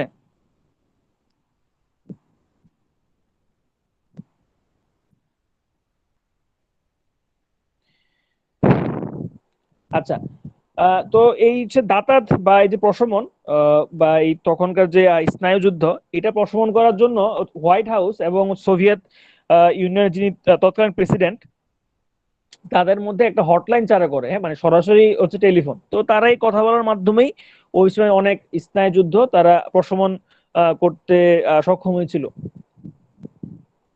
স্নায়ুযুদ্ধের পরবর্তীতে অবসান হয় কবে, এটা একটা গুরুত্বপূর্ণ প্রশ্ন, যে স্নায়ুযুদ্ধের অবসান হয় কবে। আহ, এরা মানে মূলত হচ্ছে একটা পত্রিকায় হচ্ছে ঘোষণা হয়, যে দ্য নিউ ইয়র্ক টাইমস পত্রিকায়, যেখানে যুক্তরাষ্ট্র চাচ্ছে যে তারা আর এই স্নায়ুযুদ্ধে তারা চালা যাবে না। এরপরে 3 ডিসেম্বর যে তৎকালীন যে সোভিয়েত ইউনিয়নের প্রেসিডেন্ট যে মিখাইল গর্বাচেভ, এবং তৎকালীন মার্কিন যুক্তরাষ্ট্রের president George W Bush senior, তারা একটা কনফারেন্সে যৌথ ঘোষণা দেন যে স্নায়ুযুদ্ধতে তারা আর নাই, হ্যাঁ, তারা ভালো হয়ে গেছে। আচ্ছা, এরকম একটা প্রশ্ন ছিল। এরপরে ফিলিস্তিন সংকট তো যে বেলফোর যে ঘোষণা, ওখান থেকে আসছে। এবং এই প্রথম বিশ্বযুদ্ধের পরেই মূলত ফিলিস্তিন ব্রিটিশদের যে নিয়ন্ত্রণ, সেই নিয়ন্ত্রণে চলে যায়। এবং পরে প্রথম বিশ্বযুদ্ধ, হ্যাঁ, ওই যখন ওই যে বেলফোর ঘোষণাটা হইলো, তারপর থেকেই মূলত এই এই যে আপনার হচ্ছে ইউরোপ থেকে, হ্যাঁ, ইউরোপ থেকে ইহুদিরা তারা দলে দলে ফিলিস্তিন যাওয়া শুরু করে। মানে যখনই বেলফোর ঘোষণাটা তারা শুনছে, হ্যাঁ, তখন থেকেই তারা এই ফিলিস্তিন যাওয়া শুরু করছে। তো এটা জাতিসংঘে এই ফিলিস্তিন সংকট নিয়ে একটা একটা রেজুলেশন পাস হয়, যেটার যেটার নাম ছিল ইউএনজিএ রেজুলেশন। হ্যাঁ, তো এই রেজুলেশনের নামটা হচ্ছে মনে রাখতে হবে আপনাদেরকে। সেটা হচ্ছে যে ফিলিস্তিন নিয়ে জাতিসংঘে কোন রেজুলেশনটা পাস হয়, সেটা হচ্ছে এই রেজুলেশনটা। হ্যাঁ, এরপরে মূলত জেরুজালেম অনেক একটা পুরাতন নগরী এবং এটা আগে থেকে আন্তর্জাতিক নগরী নামে পরিচিত। এখানে যে একটা ছবি দেওয়া আছে যে 1947 সালে যে ফিলিস্তিন সেটা কেমন ছিল, এরপরে আস্তে আস্তে এখনকার যে 2020 সাল, এখনকার কি অবস্থা। এরপরে চীনা বিপ্লব। চীনের আহ, চীন থেকে প্রশ্ন আসার সম্ভাবনা খুবই বেশি। চীনের হচ্ছে দুইটা না কয়েকটা বিপ্লব হয়। এর মধ্যে প্রথম যে বিপ্লবটা হয় সেটা চীনা বিপ্লব নামে পরিচিত। সেটা 1911 সাল থেকে 1912 সাল পর্যন্ত হয় এবং এই বিপ্লবের নেতৃত্ব দেন সানিয়াত সেন। এরপরে আরেকটা বিপ্লব হয় যে সমাজতান্ত্রিক বিপ্লব, এবং এই সমাজতান্ত্রিক বিপ্লবের মাধ্যমে এখনকার যে গণপ্রজাতন্ত্রী চীন, এটা যাত্রা শুরু হয় এবং এই বিপ্লবের নেতৃত্বে ছিলেন মাও সেতুং। এরপরে যেটা একটা গুরুত্বপূর্ণ বিপ্লব 1966 সালে সাংস্কৃতিক একটা বিপ্লব হয় এবং ওই বিপ্লবের নেতৃত্ব ছিলেন মাও সেতুং। সর্বশেষ হচ্ছে ভিয়েতনাম যুদ্ধ। উত্তর ভিয়েতনাম এবং হচ্ছে দক্ষিণ ভিয়েতনাম ছিল। হ্যাঁ, এখানে তো এই দুইটা যে ভিয়েতনাম, এদের মধ্যেও হচ্ছে ওই একটা একটা পার্টে ছিল সমাজতন্ত্র, আর একটা পার্টে ছিল পুঁজিবাদ তন্ত্র। তো এই এই দুইটা নিয়ে মূলত হচ্ছে পেস লাগে। তো এর মধ্যে 1954 সালে হচ্ছে এই ভিয়েতনাম দুই ভাগ হয়ে যায়। পরে তারা হচ্ছে একত্রিত হয় 2রা জুলাই 1973 সালে প্যারিস শান্তি চুক্তির মাধ্যমে। এখানে যেটা গুরুত্বপূর্ণ একটা প্রশ্ন সেটা হচ্ছে যে কোন চুক্তির মাধ্যমে দুই ভিয়েতনাম হচ্ছে একত্রিত হয়। তো সেহেতু উত্তর হবে যে প্যারিস শান্তি চুক্তি, হ্যাঁ, 1973। তো এই ছিল আপনাদের আজকের ক্লাস। সবাইকে হচ্ছে ধন্যবাদ। আপনাদের জন্য হচ্ছে কাহুট চ্যাম্পিয়ন, কাহুটের যে পরীক্ষা, একটা ছোট্ট পরীক্ষা আছে 15টা প্রশ্নের, খুব বেশি সময় লাগবে না। আপনারা কি দিতে ইচ্ছুক?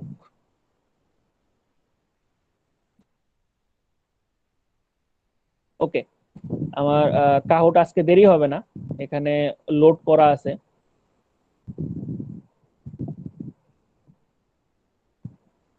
হ্যাঁ, ওকে।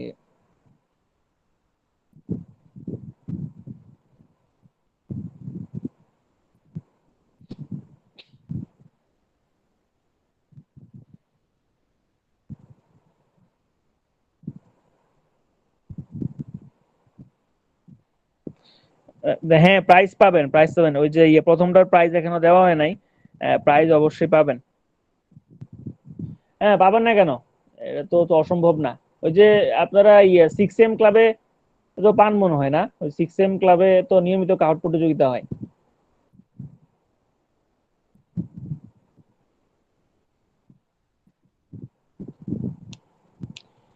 আচ্ছা, গতকালকে যে ক্লাস থেকে ওইখান থেকে কিছু কিছু কোশ্চেন থাকবে।